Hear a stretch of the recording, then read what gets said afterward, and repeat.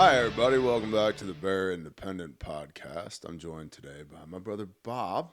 From across the table with Bob and Refuge Medical and Refuge Training and all the other things that we do together.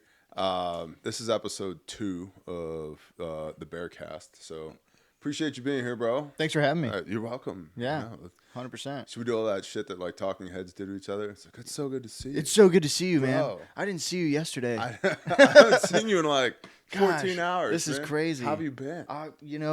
It's first of all, thanks for having me on the show. Oh, you're welcome, man. Gosh, what an honor. yeah, no, I'm honored to be here. No, but in all seriousness, you guys are doing a great job at the studio. Thanks, man. It looks really cool in here, and I dig the whole setup. The live edge is pretty cool. Did you do that yourself?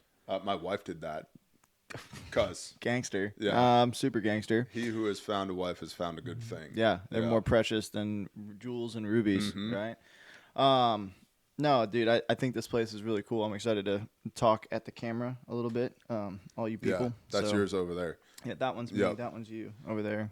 We were saying earlier that like every time Dudley comes in here, there's like more cameras and more lights that just show up. Yeah. Which is cool. A lot of people have been saying, over about the last 6 months to a year, they're like, wow, Bear, like the production quality is really increasing. I have nothing to do with that. That is 0% you. Dudley sends me links and is like, buy these. And I'm like, okay, please don't hurt me. No, please don't punch me. I'm sorry. Please, strong black man. Yeah. So he said, put the mic in front of your face. Okay. Yeah. do what Dudley says. He'll get us and hurt us.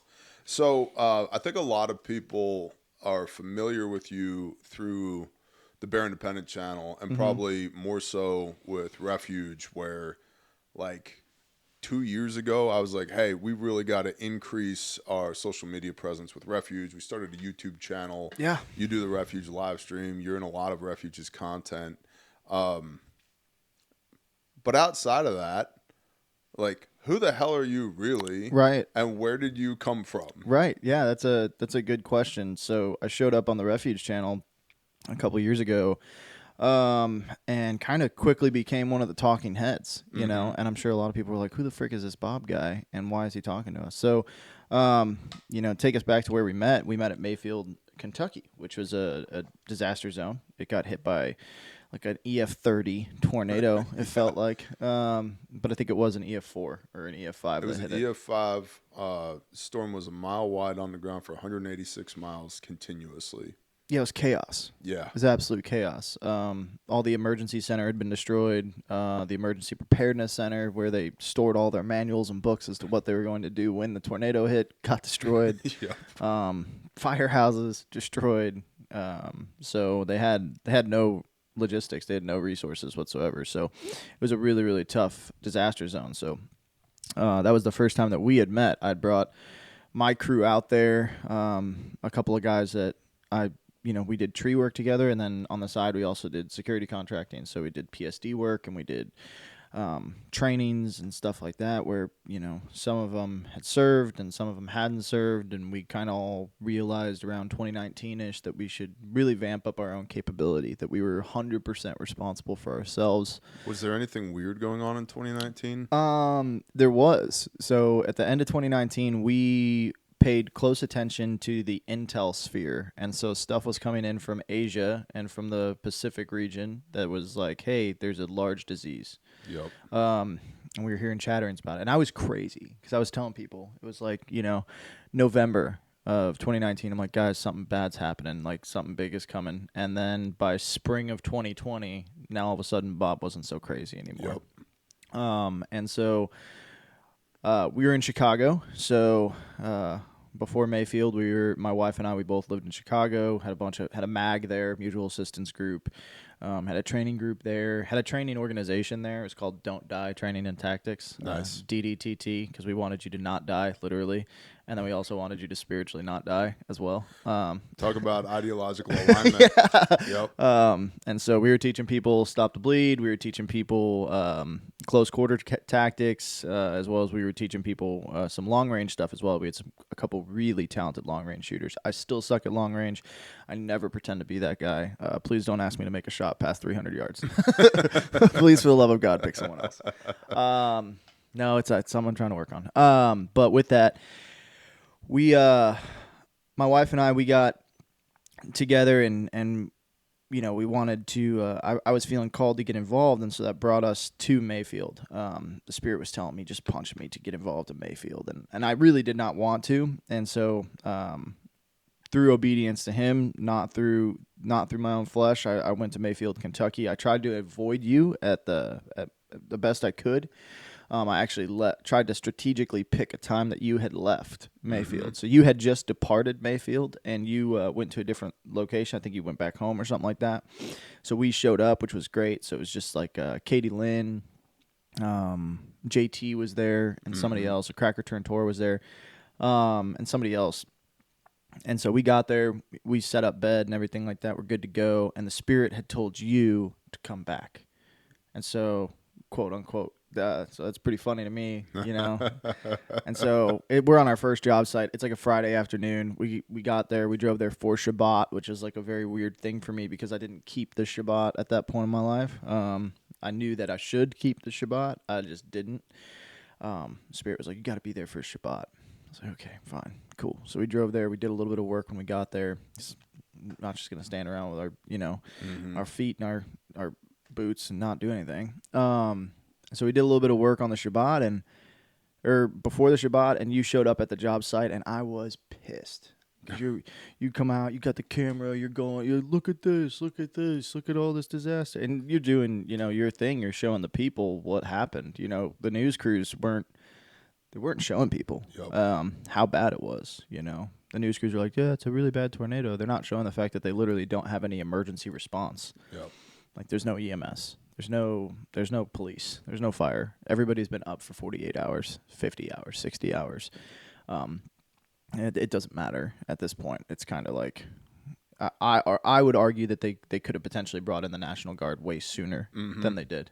It was this sleep-deprived Wild West. Yeah, absolutely. Yep. That's a great way. Everybody was really sleepy and crazy. It was like, and it was in the heart of Kentucky, know. So it's not like it's a pretty free area there. Yeah, people they're not going to be told what to do. Yep. And they're definitely not going to be told what to do after they've been up for 60 hours and have a handgun. And so I'm coming from Chicago, which is another place where people are not going to be told what to do, but in a completely different sense, And so you had showed up, and I was pissed, I was like, son of a bitch, he's here, And the Spirit ended up moving through the entirety of the deployment, and told me I need to talk to you, and told you need to talk to me, and it'd be something stupid like the Spirit's like, you need to talk to him, and I'm like, I don't know what to fucking say to him, like, why? I don't want to talk to this dude. I don't care that everybody's here to meet the bear internet guy. I don't care. I'm here because I need to cut tree, because I need to provide security. That's what I'm here. That's what I'm here for. I don't really care about all this other stupid stuff. I don't want to be on his YouTube channel. I don't want to talk to him, which is ironic now, as I'm sitting here on this YouTube channel. But that just wasn't who I was. At that point, I had no social profile. We were doing counter-intel work against Antifa in the city of Chicago and inside a couple of different cities in Wisconsin, deep in 2020, to where like this is when people were getting, they were getting exposed, they were getting their doxxed, they were getting their addresses dropped, people's houses were getting firebombed and stuff like that. So I had zero desire to have my face on camera. I was really concerned about it, actually. We had a large group of people, and a big thing that I did was like counter-intel work, so just working OSINT, right? And so I'd be like in the depths of Telegram channels, and which is, inside of it's not the open web, it's it's kind of closed, but you can still get there. It's not like the dark web. It's the deep web is what it's called. And so I would be doing a lot of deep web research through, different personas on persona devices. And I'm trying to figure out like, hey, who are these dudes? What are they doing? Mm-hmm. Why are they doing it? And can we do anything to mitigate the risk, or at least like, can we cut off any supply chain or stuff like that? Cause I mean, people don't understand how very dark it was. We did a PSD for, Sheriff David Clark. He's like the Black Country Sheriff. He's like Dudley, but not as cool. Right. And so he was going to speak at the state capitol in Wisconsin. There's a large organization that was going to go there. There's a Trump train and a rally, which were always the best. They weren't. Please don't go to them. Please listen to me. And so we teamed up with an organization that's called Wisconsin SRT, Special Response Team. And they kind of were a militia, but they kind of weren't a militia. They had a lot of organization. A couple times I was like, are you guys feds? Because you seem like feds. And so really organized group that was doing a great job. A business owner that was right off the Capitol lost his business inside of COVID. Couldn't keep the doors open, couldn't afford it anymore.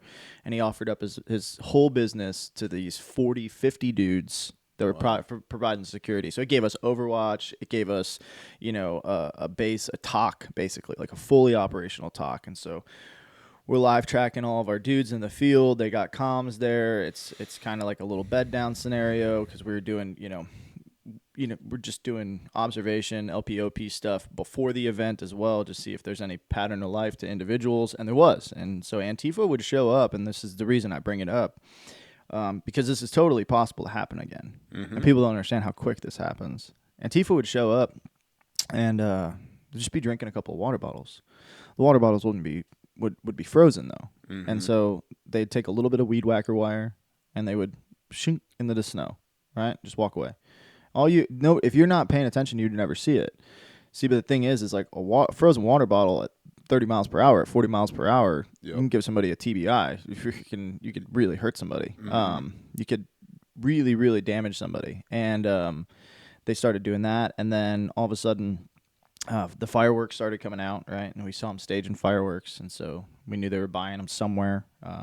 Whether it be Indiana or another state that sold them year round, we knew that they were making the means and trying to purchase these, pyrotechnics, almost explosives, actual explosives to use in crowds, on innocent people. And I'll tell you what, man, fireworks don't seem that tough until a 3 or 4 inch mortar blows up right next to you. Yep. And it's not artillery, but it sure feels like it at the moment. And that's one of the reasons that I'd gotten into TACMed is we were inside an environment like that, and it was a riot. It was a different event, but it was a riot, and all of a sudden stuff started exploding all around me, and I was like, oh man, I need a first aid kit, and I did not have one. And I thought about it. I was like, our team SOP is for such and such, our medic, to have the first aid kit, and he's 6 minutes away. Yep. And I knew, like, I had taken Stop the Bleed courses. I'd taken TCC courses. I'm like, I knew that wasn't enough time. And I'm like, oh shit, I'm retarded. Yep. This is bad. Like, this is really bad. And then I just dove into that world, being uncerted, unlearned, just as much information as I could take on, because that seemed like the best way to affect a positive change. Everybody wanted guns. Everybody wanted, strongmen, plate carriers, all that stuff. Shout out to the 2020 kit days because it was crazy. Right. It was crazy. Dude, every ballistic nylon manufacturer made bank. Dude. Yep. It was insane. Everybody wanted kit. And me and my guys, we were just so focused on first aid. Yep. Which is kind of like what led us to Refuge. Now, I'd already been aware of your channel for a while. I'd watched your channel since probably 2018, 2017. For a while, kept Torah. Kept Torah, whatever that means. I read the scriptures, and I thought I shouldn't eat pork. Yep. I was like, that seems right. I fell away from that, but I liked your channel because it was just honest. You didn't lie. It didn't seem like you lied. Seemed like you just told the truth, and even when the truth was uncomfortable for you to tell it, I remember back when you did a video about when you first did Bethany House, and you were talking about trafficking and how terrible it was and the amount of beds in the United States, and I was like, yeah, dude, that resonates with me a lot. Like, it really does. And that was why I started supporting you guys. I remember when you went to Louisiana, and I was like, dude, I wonder if I could get a fan boat. Like, my buddy had a fan boat that he would take down south. I was like, maybe we could bring a fan boat or a John boat down there and help them with because it's so flooded and everything. We didn't end up doing it, but like that's where my mindset had been. Is like, you guys are doing stuff. I was a fan of it, And so when you guys started making first aid kits, I was like, these are banging. Yep. These are really good. Like, there's no fluff in them. Sucks that there's no rape whistle, but at least they're a real kit. And so we started, I started telling my guys. I mean, we had a bunch of dudes, like I said, 20, 30 dudes that all functionally worked together through a couple of different states. And basically we'd go out as 6-man or 10-man teams to whatever area needed some sort of help. And it wasn't super sexy. It wasn't like we're doing raids or anything like that. It's like, hey, can we do a PSD for this gun shop that we know Antifa's going to try to rob tonight? Right. And that doesn't seem like a bad thing or that big of a deal until like Antifa tries to rob the gun shop. Right. And it's like, what's your rules of engagement? Like, there are none. And if you shoot somebody, you're probably going to go to jail, and you're probably going to get demonized in the press for 2 years. Yep. Because this is right after Kyle Rittenhouse. Yep. And Kyle Rittenhouse had a clean shoot, and we know he had a clean shoot because our dudes were right there. So we're like, that was a great shoot. And then he went and surrendered to the cops. Yeah. And then all of a sudden, he was the nation's most hated person. Mm-hmm. And he was a kid. Yep. And he was there to do first aid. Isn't he like, I don't know, I haven't been keeping up, but I saw something. Has he flipped sides now, or? So here's where I stand with the Kenosha kid is what we call him. I think that kid has been used ever since it happened. Yeah.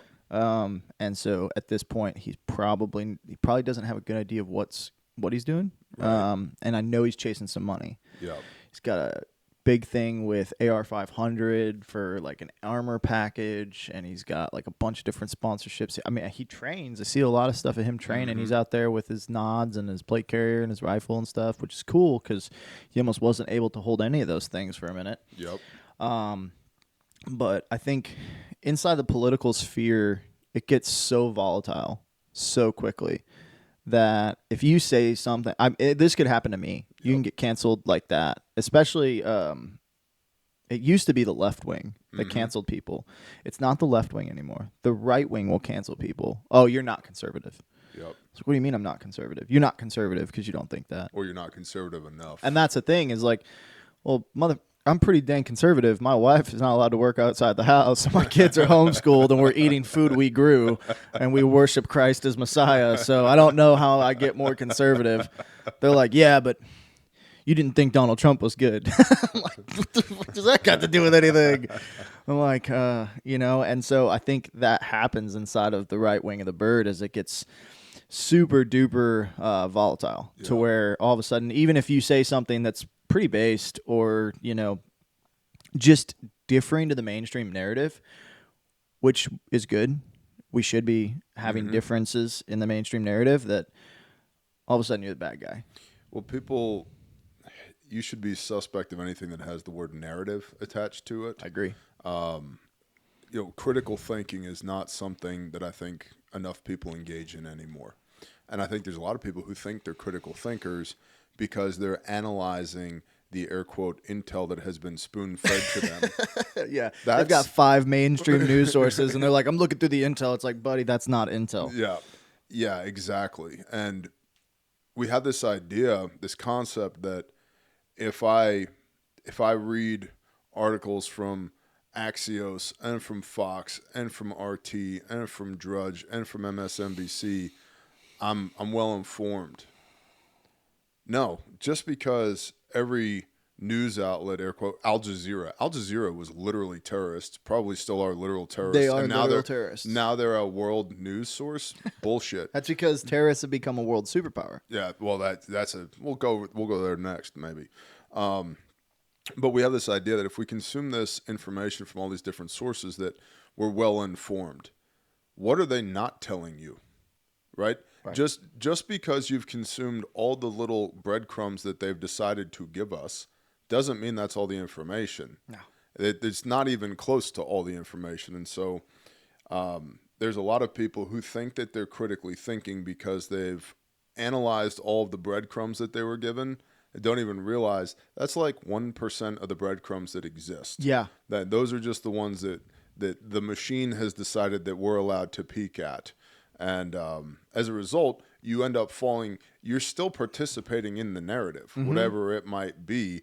And you have opinions on where on the spectrum of these narratives other people should be. And it's like, dude, shove your narrative up your ass. Yep. I don't want to participate in any of it. What's really happening? That's what I'm interested in. Well, and that's the thing that I say that probably frustrates conservatives the most. I don't submit myself to a political party. I don't submit myself to a narrative or a stream, however main or austere it may be. So, a lot of people say, well, Trump's the best of our options. And I think that that's a dirty, dirty cop-out. I think it's disgusting because we are supposedly a free nation of people. We're supposedly we the people. We have a constitutional republic that was built on documents founded by believers in God. All these things, and to say that we don't have options is crazy. Yeah. Because there's 400 million rifles in this country. Yeah. There are tons of options. Yeah. And we forget that because testosterone levels are lower than they've ever been ever, right? Yep. The education and indoctrination program is in full swing and full effect, and people don't actually understand because they don't research anymore. We have a research problem inside the United States. People feel like they're educated because they went to school. Yep. They don't know what they're teaching in school. So the thing is like if you actually look into the propaganda programs of Soviet Russia, if you actually look into what the Chinese Communist Party has been doing for the last 30 years, it's very interesting because we are in it. Yep. And we think, oh, America good, America best, rah, rah, rah. It's like not even close. Not even close, my friends. Actually, we're pretty low on the totem pole when it comes to our capabilities in mathematics, when it comes to our capabilities in science, when it comes to our understanding of global and political history. We once were really good. We kicked ass in the 1700s and 1800s. Yep. And then the Industrial Revolution happened. Well, what are now college courses used to be 9th grade, 10th grade subjects. Yeah. Well, so I always give this example to people because they don't understand. So you have a car's owner's manual, right? So it used to be when you bought a car in the 70s and maybe the 50s to the 70s, inside of your owner's manual to your vehicle, you got a timing adjustment chart. And so that you could go and you could adjust the timing of your motor. Now, people don't know how to change their oil. Yeah. Right. And so we're so far separated from capability and independence because that's a very independent thing to do. You wouldn't take your car to the shop. You would fix your car because it's yours. You bought it. Right. The same way that, now if something breaks in your kitchen, you call a repairman. You're not fixing it yourself. I got to call the plumber. It's like, well, it's just a P-trap. Yep. Like, just get down there and get a new P-trap and change it. Yeah, they're $12 at the hardware store. They're $12, and that's retarded because they're $12. But we've gotten to a point as a nation where we become so dependent that people believe that they're able to research. They believe that they're able to have critical thinking. But it's like, if you actually heard what critical thinking sounds like, you would cast us away. Yeah, and a lot of people do. And they do. Because they've been programmed that humans... And Dr. Trevor talks about this, making unreasonable demands, right? Includes the word must. Humans must fall somewhere inside of this spectrum that I can tolerate. Yep. Otherwise, they're bad. It's like, maybe your spectrum or your perception needs to change. And I think a lot of it, too, is we as a society... I think used to look for critical points of agreement, and we don't anymore. We look at disagreement. We look for critical points of disagreement, and so that is a learned behavior. To your point about the infiltration of the Chinese Communist Party, Soviet Russia into America, what it has become today. Like we are in the midst of a 100-year Chinese program to take us over, and we're pretty damn close. But we learned early on, maybe, a generation ago, how to begin to start dividing ourselves into these boxes, right? And you look at this class inequality, race inequality, geographic inequality, all these different things. We're both white dudes with beards, but I'm older than you, and so you're of a different generation than me. I couldn't right? possibly know as much as you. God forbid Dudley, who's on the floor over there, Who's a black he man. and I are the same age, but he has a different skin color than we do. Blah blah blah, right? And all these. He could get 12 loans right now. Don't start me on the SBA, but all these different, these differentiators versus commonalities, right? Versus things we have in common. And I think part of that is our individual identity and our national identity have become so watered down that we don't even know who we are anymore, nor who we're supposed to be, which is part of why they attack the Bible and everything that's in it. We don't know who we're supposed to be. We don't know who we are as an individual, as a family unit, as a community, as a nation, which then allows them to tell us what we should be. Absolutely. And they create this false ideal, and anybody who doesn't live up to that false ideal is the other. And so now we're all segregated out instead of being a country of one, right? E pluribus unum, right? Out of many, one. It's like, no, we're just many. And that's entirely intentional. Yep. Because just like a lion hunts gazelles, right? Finds the weakest one, separates them from the pack, and then takes them out individually. Because the lion can't take the herd. Yep. Right. The herd is the herd strength. Turned around and all them little points all their little spirally horns at that lion. That's some serious stuff. The lion's going down. Need right. some chest seals. But if we condition the herd to run away. At the first perception of potential violence. And then, they cut Timmy out of the herd and they got Timmy, but they didn't get me, so it's okay. I'm just going to keep running away with the herd. That has been done to us, and it's been done to us intentionally. Instead of just going, you know what, maybe I don't like Timmy. I think Timmy's kind of a jerk, actually. But I don't think it's right that he gets eaten by a lion today. And that's the difference. And so we're all going to do a 180. Drop our heads, point our horns at the threat, and come get some. And so we've lost, and this is in the teachings of Messiah, right? Love your neighbor as yourself. Mm-hmm. We are, whether we know it or not, whether people know it or not, every single person breathing air on this planet right now, my king died because they are worthy. Yes. Right? Of coming into the kingdom of Elohim. And we forget that when we deal with other people. And so the blue-haired, crazy, transgender liberal over here can still be redeemed. Yeah. Right? Like this. They often are. Yeah. And people miss that. Yep. Because that's not on Fox. Yep. And that's not on CNN. Yep. And that's against the mainstream narrative. And the thing is I just want to bring this up, because we're talking about, the segregation that is happening inside. This is modern day segregation. 100%. People don't understand it because, the individuals didn't know they were inside of the race war until they were already inside the race war. And so we're inside of this segregational period right now. But here's a fun fact for you. If you look at your DNA structure, if you look at your muscles, your tendons, your ligaments, the way that you're built as a human being, you could never come up with as many differences as you have similarities. Yep. See, the thing is like me and Dudley have way more, infinitely more in common on a molecular level than we could ever have different. Mm-hmm.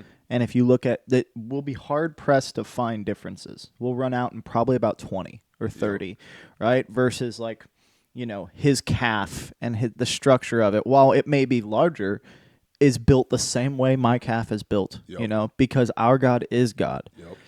And people don't like that argument. People don't like the creationalist argument. Is the fact that there is an intelligent design. There is a creator. He is really good at what he does. Mm-hmm. We are the supercomputer that cannot be copied. And that's what they're trying to do. Yep. They've been trying to do it for a while. They're trying to, animate flesh. They're trying to use AI to do it. They're trying to play God. Here's a cool thing about you and me being friends is we believe the same way. So, there's this book. The book has 66 books in it. There's a couple that they discuss maybe should be in it or shouldn't be in it. That's fine. But in this book, I believe it to be truth. It's crazy. It's the craziest history book I've ever seen in my life. It's called the Holy Scriptures, right? And so there's this correlation of all these different stories. But it says in there that there's nothing new under the sun. And see, the thing is somebody trying to play God, somebody trying to put a new definition on people, somebody trying to separate individuals. That's not new. Yep. We've seen that since the fall of the angels. Yep. And people are like, well, you can't prove the fall of the angels. Well, approximately 200 angels You're fell. trying to prove the existence of the multiverse by effects that can be observed. Yeah. If you're trying to prove... You're not a tadpole. That's what I can prove. If you're trying to prove your scientific theory bullshit by effects that can be observed, then I can prove... Now, I can prove everything that's in that book without just effects that are being observed. Super easy. But if you get to use that on the scientific side, I get to use it on the theological side. Oh, absolutely. Right? So if I can observe the effects of a fallen world and a negative influence, then scientifically... that's in play. Well, and it's like, you can't say that the angels fell. Well, 200 angels fell, and there's 199 large craters that have been found on the globe right now. Yeah. So, asteroid, or is it more likely that there was a event that we're not talking about? Mm-hmm. You can't prove the Great Flood. Well, every single culture and every single society talks about the Great Flood. Yep. Every single one of them. Mm-hmm. There's not one that doesn't. And so, we can try all day to disprove truth, but truth is truth, and it resonates. It cuts through every single time. I've never seen someone successfully lie. I've never seen it. They always get caught. It might not be immediately, bro, but you're going to get figured out, which is like, why tell the truth, which goes back to the Bible, because it's true. Do not bear false witness. Tell the freaking truth. Don't lie. Well, and people will argue. The Bible was written over a course of 2,500 years by 45 different authors. Mm-hmm. Blah blah blah. Then explain to me the 66,000 cross references in it. 66, not 66, not 6,600, 66,000 cross references in there. And if I would to the viewers, I would strongly recommend. I'll use the word challenge. I would challenge you to read from Genesis chapter 1 to Revelation 22, straight through, like you would read any other book, just from the beginning of it to the end of it, and the congruency that is in that word. It is the same concepts over and over and over and over again. It's so freaking consistent. It's insane. It's insane how consistent. So it would have to be the hand of a loving creator that over 2,500 years with 45 different authors, because our lifespans are so short, how do you get that much consistency? Grindstone Ministries is the hands and feet of the Father in the face of disaster. We charge into the aftermath of tornadoes and hurricanes, dedicated to restoring shattered communities with grit and grace, one debris pile at a time. Our mission is to save lives, empower, and uplift those impacted, rebuilding homes and teaching love through action amidst chaos. Through strategic disaster relief efforts and unwavering commitment, we forge a path towards resilience and hope, ensuring that no community faces devastation alone. Donate now at grindstoneministries.com.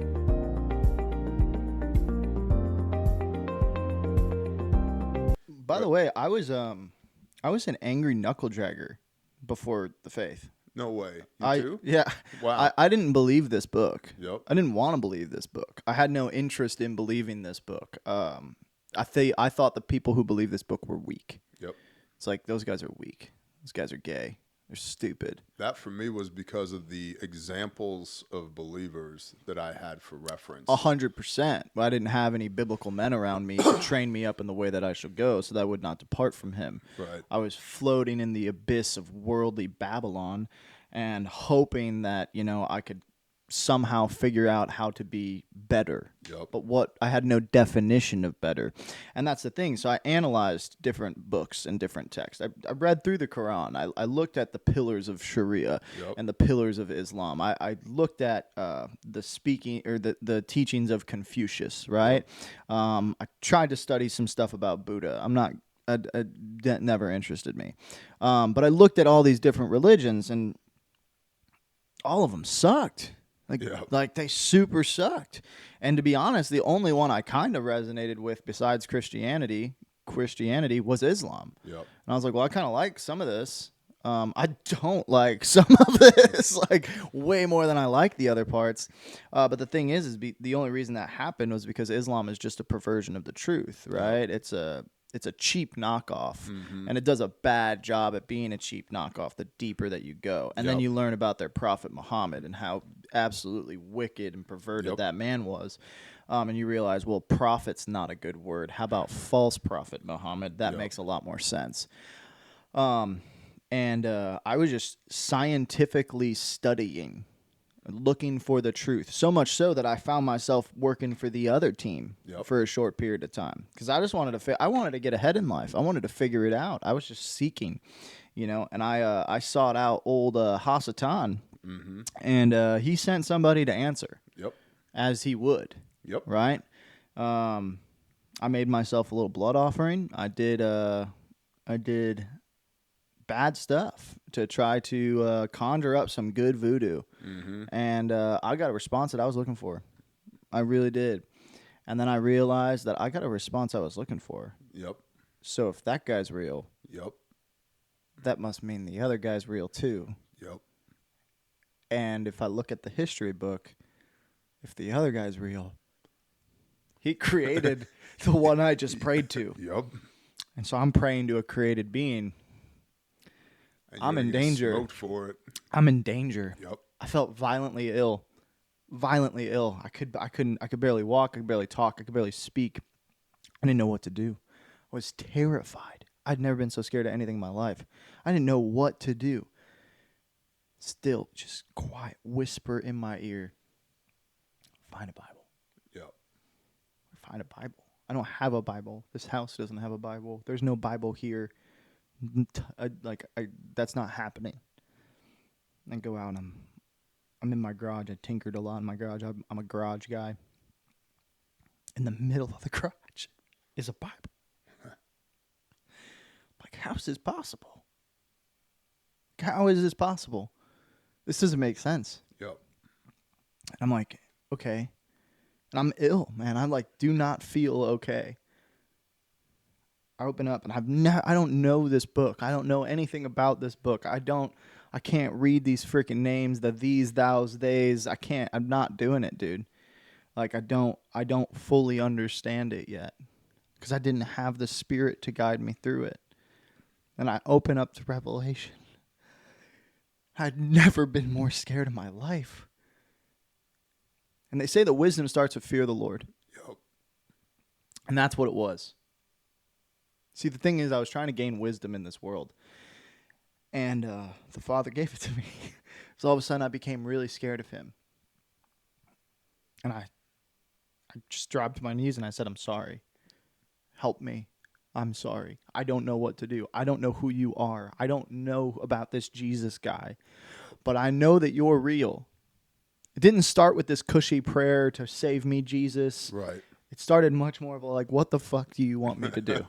like, dude, I don't want to kill anybody. I don't want to be evil. I'm done. I've seen enough of it. I've seen enough of the terror, the drugs, sex, rock and roll, violence. I've seen enough of it. Please help me, And I ended up at some church,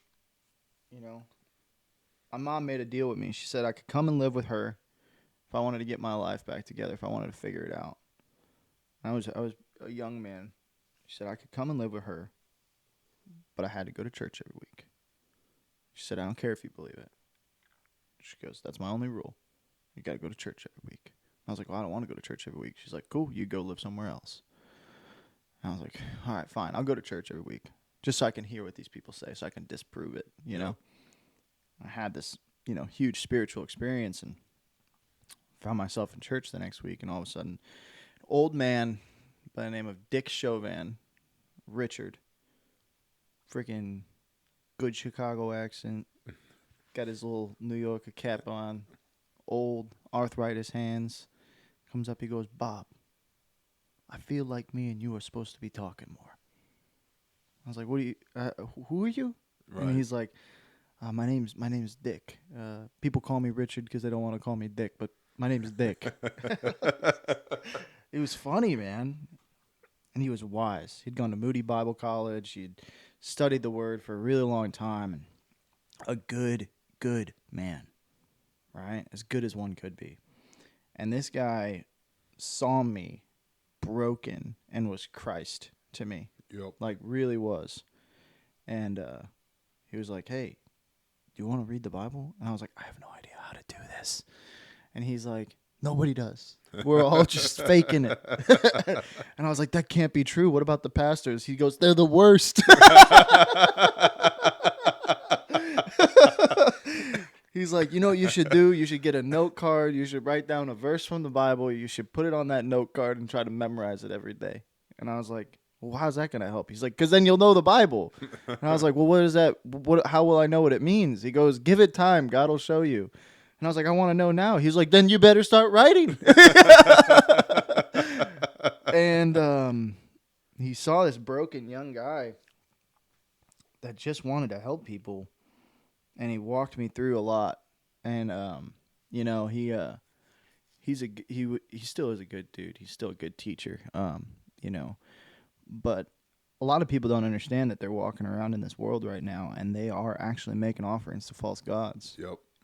You know, I didn't know what I was doing. I wasn't like, hey, Satan, Yep. hey, Beelzebub, Lucifer the fallen angel. That's not who I was calling out to. Yep. That's not what I thought I was doing. It's 100% what was happening. Yep. But I didn't know. See, and the people suffer for a lack of vision. They can't see. They don't know what's happening. They haven't been taught. And that's the thing about a great delusion is it's great. Yep. People have been disillusioned right now about, you know, the realities of this fallen world. And so they've been pacified. Demons are okay. They're so okay that they will let them come into the school and teach children about how to become demons. Yep. And that happens. And not like undercover. No, their horns are showing. People are like, that's just a costume. I'm like, okay, guy, settle down. Forgive them, Father, they know not what they do. Which is like the impact of him saying that on the stake is so much greater. Yeah. And people think that he's talking about the people that crucified him. And he was. Yes. But what they miss is, and again, just read the book. Leviticus chapter 5 is about the offering one makes for unintentional sin. And that's for the children of Israel.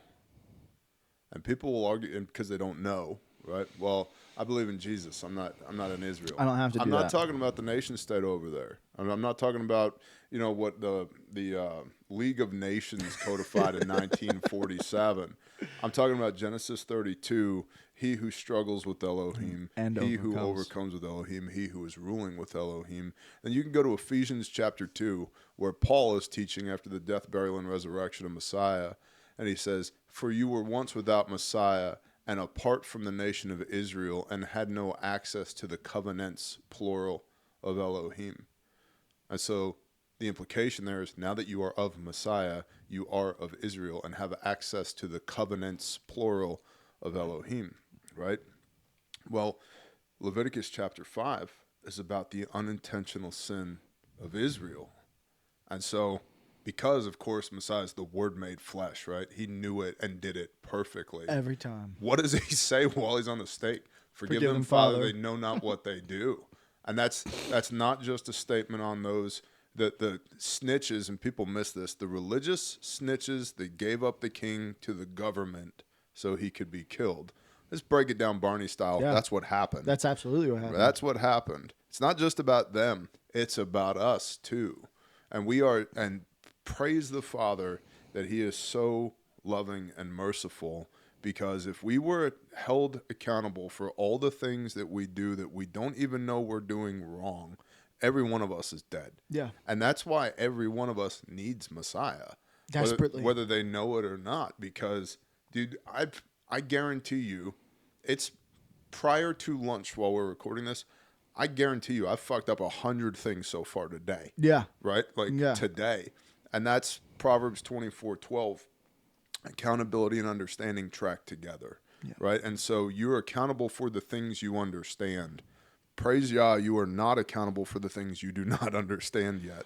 Well, you know, and I look at where I'm at now in my faith. I had a couple of kiddos, a beautiful wife, livestock, all these things, and I always look at through the lens of belief now, rather through the lens of the world. You know, you don't know what you don't know. And if my kid doesn't know something and does it, I'm not going to punish my kid. Yep. I'm going to teach my kid. Yep. Might be a hard lesson. They might not know that they shouldn't jump off that thing onto that thing, and it might hurt like a bitch. But I'm going to take care of them afterwards. Yep.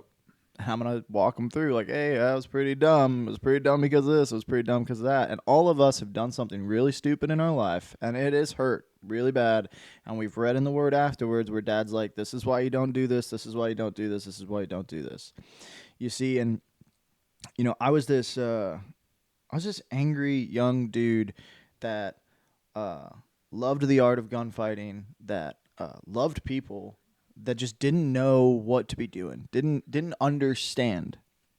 And at the very beginning of my faith, I prayed a prayer. I was trying to figure out what to do. I was like, maybe I should go in the service. Maybe I should just go ship out and do that. So I prayed and I said, Father, would you either let me join the military or let me join your ministry? One of the two. I need to be fighting. That's what I'm built to do. You're a warrior. I'm made in your image. I need to be fighting. I heard clear as day, go to the recruiting office. All right, there we go. All right. The Tim Kennedy propaganda worked. Like, I'm up, you know, I'm going. Go and be all I can be. In that process, I figured out I had a pretty serious eye issue, like a very serious eye issue. I had to have a transplant, which I didn't even know was possible. And a week after that, I met my wife. And we started a whole new ministry. And now, as you know, I've witnessed to probably more dudes who are operationally operators than I have dudes that are not. Yep. Like, it's kind of crazy, some of the contacts I have in my phone. Yep. I will literally call some of the most dangerous men in the world and cry with them. Yep. Because the Father desired to use me and you and other men like us in that circle, because somebody has to witness to the warriors. I think it's worth pointing out for the listeners that you heard clear as day, go to the recruiting office, and you did, and you were obedient in that. But I think in our little human minds, it's like, oh, there's my answer. I'm going to the recruiting office, therefore I must be joining the military. Right. And he's like, actually, no. I'm using this to illustrate to you there's some things you got to work on, right? Hey, you got an eyeball thing going on. We're going to fix that. Also, by the way, here's your rib. Yep. Right? And so we oftentimes get stuck in the ruts of this course of action where it's like, I'm committed. I went to the recruiting office, therefore I must do everything that comes after that. Oh, dude, I was ready to go. And the Father's like, no. I mean, dude, I broke my sternum, which is why the Marine Corps, and this is prior to 9/11, the Marine Corps, their exact words were, we're concerned you're going to be more of a liability than an asset. And it crushed me. Yeah. Because that's what I wanted to do. Yeah, dude. Up until that point, until I was 17 years old, my whole life was pointing in the direction of the Marine Corps. 0331, machine gunner. That's what I wanted to do. At the time, they were still issuing the pig, the M60, and I just wanted one because two of my cousins were SEALs. They're retired now, and their father was my uncle, who was sergeant major in the Marine Corps. Wow. Like my whole family has been in the military, and so it's just what you do. Yeah, right? You just join up and you'll go serve your country. And the Father had other plans for me, and for a while it really broke my heart because my whole identity had been wrapped up in forecasting forward this person that I'm gonna be, and I didn't have a relationship with the Father when I was 17. Yeah. I mean, you're talking about that moment that you had where you find the Bible in your garage, which is incredible. And just being, your guts are all wrapped up and you're physically sick. I spent a decade like that. Yeah. I spent a decade like that in a state of apostasy, at war with the creator of the universe. And it turns out it's not possible to win a war against somebody who has unlimited resources. Yeah. Because it's just a time game. Well, it's like your 3-year-old starting a war with you. Yeah. It's like, you're going to lose. I give you your food. Yeah. I'm going to starve you out. Yeah. Well, and that's what happened to me. I just got so emotionally and spiritually exhausted that I couldn't fight anymore. Yeah. And my answer to not being able to fight anymore was, I'm just going to kill myself. Yeah. And I was like, I've had enough. I'm checking out. This place sucks. Don't want to be here anymore. And he gets so many people like that. Yeah, the enemy does. And I was walking out to my truck to literally kill myself. And the Father intervened. And it was undeniable at that point that he was real. Going back to your point earlier, I was like, I might not like him. I might not be ready to serve him, but I cannot honestly say that he doesn't exist anymore. I know that he does. Well, even the demons confess. Oh my gosh. They tremble at his name, right? And so are you worse than a demon that you would not admit your creator is real? Exactly. Which is crazy to think about. Yep. Well, and it took me, I'd love to say that my life changed at that moment, that I did a 180 right there. I didn't. You know me pretty well. I'm stubborn. Yep. I'm really stubborn. As an ox. Very headstrong. But I can say that was the beginning of the shift away from all of my bullshit and back towards him. And it took years. It was years later that I got baptized. But something changed. Like, I'm one of the only people I know that can say legitimately they spent over $1 million in cold hard cash on drugs. Like cocaine was That's impressive, man. That was my drug in a short period of time, 2 years. Yeah, that's a lot of coke. And this is a lot. Trust me, it was a lot of coke. And that wasn't recently, so the price was. I mean, No, those are real dollars. Yeah, those were real dollars. $1 million real dollars. Like I said, we're talking, prior to 9/11. That's like George Bush dollars. That shit went far. But it took years for me to spiritually clean myself up. And the Father was stewarding me the entire time through that, unbeknownst to me. Closing doors, opening doors, kicking me in the ass, keeping me pointed in the right direction. But it was all of because I was a heavy drinker too. I would drink a handle of Jim Beam a day, 59 shots of Jim Beam, along with the Coke, and probably at least 12 to maybe 24 beers a day. That's retarded. Yeah. Yep. The fact that I'm still alive. Yeah, it's crazy. Is I was just thinking about your poor liver. My liver's great. The doctor that I have now, he's like, we should really do something about your back. I'm like, if the back is the only problem we have, we're doing good. Great. How is this possible? But all of the physical cravings for the heathen bullshit were just gone. Yeah. Like, I'm just, all right, we don't do this anymore. Yep. And then what was interesting was how effectively that turned into a tool for sifting in my life, that now I don't need to be around all these other heathens. It's a zero-sum game. Yeah. We were talking about this at lunch the other day. I cannot put people who are making bad decisions like that around my family. Yep. And I'm always around my family. Yep. See, the thing is you are my family. Dudley is my family. I'm around my brothers and my sisters, right? So unless I'm out on mission, right, I'm out in the world, and I have a brother there with me, 2 or 3. You got to go out. I'm back at home base. I'm with my family, and I can't allow sin. So a little leaven leavens the whole lump, right? Is what is told to us, and that means that a little sin will grow into a lot of sin, into a multitude. Which is one of the reasons that unleavened bread is so beautiful, because it really charges us all to take an inventory. Really look at what leaven do you have in your house? Not just like what yeast or baking soda or whatever rules you go by, right? But like, what sin do you have in your household that you need to remove, right? And so if I surround myself with my brothers and sisters and all of a sudden somebody comes up and they're using drugs, or they're whoring, or they're living in idolatrous ways, whatever it could be, I'm going to witness that person. And I'm absolutely going to tell them the truth and the good news, right? And I'm really going to share the gospel with them. But I'm not going to invite them over to my house. I'm not going to bring that. And it's biblical not to do that. It's because it's dangerous. Yep. It's super duper dangerous. I'm gonna meet them on common ground, and I'm gonna go to their house, which is what the biblical concept is. You go to their house, you put a blessing on their house, and if they receive it, good. They're receiving the good news. Now walk alongside them. Okay, you've gained a brother, and it might be a pretty crappy brother at first, but it's okay. It takes a little time. You were once a crappy brother. I was once a crappy brother. It takes some time. If they don't receive it, go ahead and take that blessing. Yep. Back off that house. Dust your feet because you don't even want to carry the ground from it with you. Yep. And move on. Because the harvest is great. The harvest is great. The workers are few. Yep. And that's something that I see us doing a lot.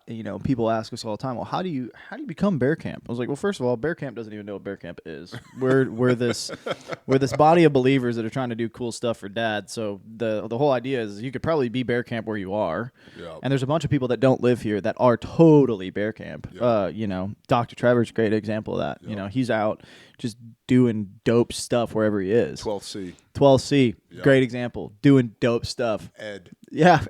From Iridium Group. And we could keep going all day. But the thing is, people don't understand we're just the body of Messiah. Yep. We're just nerds. We're little autists that call it this stuff. You guys could absolutely and should absolutely be doing these things where you are. Because we're not, by the way, we didn't invent anything. You didn't invent anything. There's nothing new under the sun. You created a storehouse. You told people about storehouses. We train with our swords. We love our families. We shepherd flocks. We read the Bible. We preach the Bible. That's pretty much the basics of what we do here. And we do stop the bleed, right? But Messiah, the original stop the bleed protocol. Every time Yep. that woman grabbed his tassels, first one, and it kills me. Because I try to figure out in my life, why do I like this stuff so much? And it's because your dad did it. Because your guy, your king did it. Yep. And you just want to be like your king. I use a little bit different fringe. Yeah. Mine has hook and loop and a windlass. Preservation of life it's what we're about. And it's with all the things that we do. Yeah. Right? Whether it's the preparedness side, that's preservation of life. If it's with refuge, it's preservation of life. The Bible, right? And belief in Messiah. Why do I read the Bible on camera every week? Preservation of life. And I get every week, new people who are watching those videos who are like, I haven't read the Bible in 20 years. But thank you. And they're like, Bear, you're so awesome. Nope. No, Bear is not awesome. Bear is just a son of the Most High. And not even, I would argue, a good one. I'm just a son of when we get to heaven, that's a whole nother rabbit hole. When we're in the millennial kingdom, when heaven right? comes to us. Yeah. When we're all in the presence of Messiah and they open that book of life and they're rank ordering people, dude, I think I'm a D-. Right? Yeah. I honestly do. I'm no Caleb. I'm no Joshua. I'm no Moses. I'm no Elijah. Right? I'm no Samson. It's Samson? I'm going to beat the shit out of 1,000 Philistines with the jawbone of an ass. That's cool. Yeah. Right? I'm just doing what I can do to try and serve the kingdom of Elohim. And everyone else can and should do that too. And that's it. Well, it's understanding a difference in the desire to be high-ranking versus the desire to be ranked. Yeah. There's a old homage, what are you going to say to God when you meet him? It's you're assuming I'll be able to speak. Yeah. I'll just be begging for mercy. Because I know how terrible I am. Yeah. I know what a wretched sinner I was. Paul himself, one of the fathers of the faith. Yep. I am the chief of sinners. Yep. And there is blood on his hands. Yep. Well, and that's the thing is you ever hated your brother? There's blood on your hands. Yep. Understand the words of the Messiah. The Messiah didn't come to do away with the Torah. He turned the heat up. Yep. It's well, I didn't sleep with that woman. It's you looked at her, you whore. And that's the struggle, is understanding no man is good, no, not one. Yep. There's but one good. We were doing a Bible study. I do a Bible study every week on my channel. And we were sitting there, And there was a guy who hopped in there, and there's always a couple of trolls that hop in, and we have a strict no ban policy on the channel. Me and my wife have reserved the only right to ban. The mods aren't allowed to. They can put somebody in timeout, but they can't ban them because I want them to hear the word, right? And I will all the way change the entire Bible study to talk to one person in the chat, all the way. And that's what happened. So I was talking to this one person in the chat. They were trying to make fun, and I was like, "Joke's on you, buddy. I'm way better at making fun of myself than you are." You know. And I just got down to their level for about 10 minutes, and eventually the person was like, "You're one of the most genuine preachers I've ever met in my life." And I was like, "Well, it's not me. Yep. Anything good that you see inside of me, anything good is him. Yep. Everything that is worth of any value in me is of Christ." And the only reason I would talk to you, and the only reason that I would even express myself to you right now, is because I desperately want you to know the King whom I serve. Because it's the only point. That's the only point. All this other shit in this world does not matter. Not the nylon, not the guns, not the preps, not the sheep, not the anything. Nothing matters but him. And if you follow him, then all these things will be added unto you. Yep. He'll figure out all the other stuff. Yep. And it really is that simple. Like, I wanted to figure out my whole life how to have a farm. It wasn't until I followed him with everything I had that I had a farm. Yep. And had peace. I mean, some peace. I had a couple sheep die, but like, you know, for the most part. That's farm stuff. That's farm stuff. Yeah. And like, you know, I think I'm going to be in the military, right? Mm-hmm. It's like, no, you're going to have a ministry that's going to be serving a lot of militaristic dudes. Yep. You know, I think I'm going to have a farm. Yeah, you're absolutely going to have a farm, but there's going to be a lot of death involved with that too, you know? And it's like, you know, our perception is so one-sided. Let's take a quick break, and we'll come back. I got another question for you.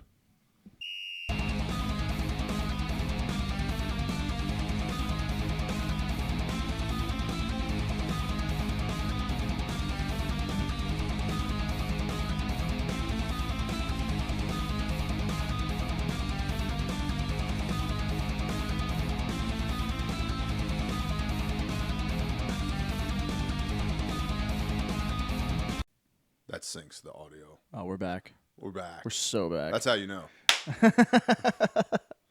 All right, so let me shift gears with you a little bit. All right. What is your Myers-Briggs? I am a INFJ A. So, yep, if you could believe it. Okay. So I am actually introverted, which a lot of people don't think about me. I am extroverted in bursts, and then I have to go away to the point where I become like dangerous to myself and others if I'm too forced. Yep. And then and I'm an intuitive thinker, right? And then I'm a huge feeler, as you know. I have all the feelings. But I used to hate that about me. I really did. I have realized that I'm fearfully and wonderfully created, and that is for a purpose. Yep. And those feelings have given me kind of a superpower. Yeah. Because pair those feelings with my intuition, and it has allowed for a lot of really good risk mitigation in my life. It's also allowed me to realize I need to listen to that, because when I've ignored it, I've gotten super duper burned. Yep. And then Jay, I'm a judger. Yeah. I am. I have to be a judge, and I think that that's a good characteristic. If you look at like my little dude, they put all these different types in like brackets, and they say like that's the thinker, or that's what's yours, the commander. Mine is the protagonist. And so, you know, I always like to think that I'm the protagonist in my story, but what it often is it's somebody that you can depend on, and it's somebody the commander can employ to do different things. Wow. And so interesting. I know, right? And so my Myers-Briggs is, if you haven't done the Myers-Briggs, I really recommend that you do it, because it gives you insight into how you think. And it may explain some things that maybe you do that you don't understand. And I'm not saying that like it's the end all be all, and it's like you have to submit yourself to your Myers-Briggs. No, it's just like, it's a really good personality trait test.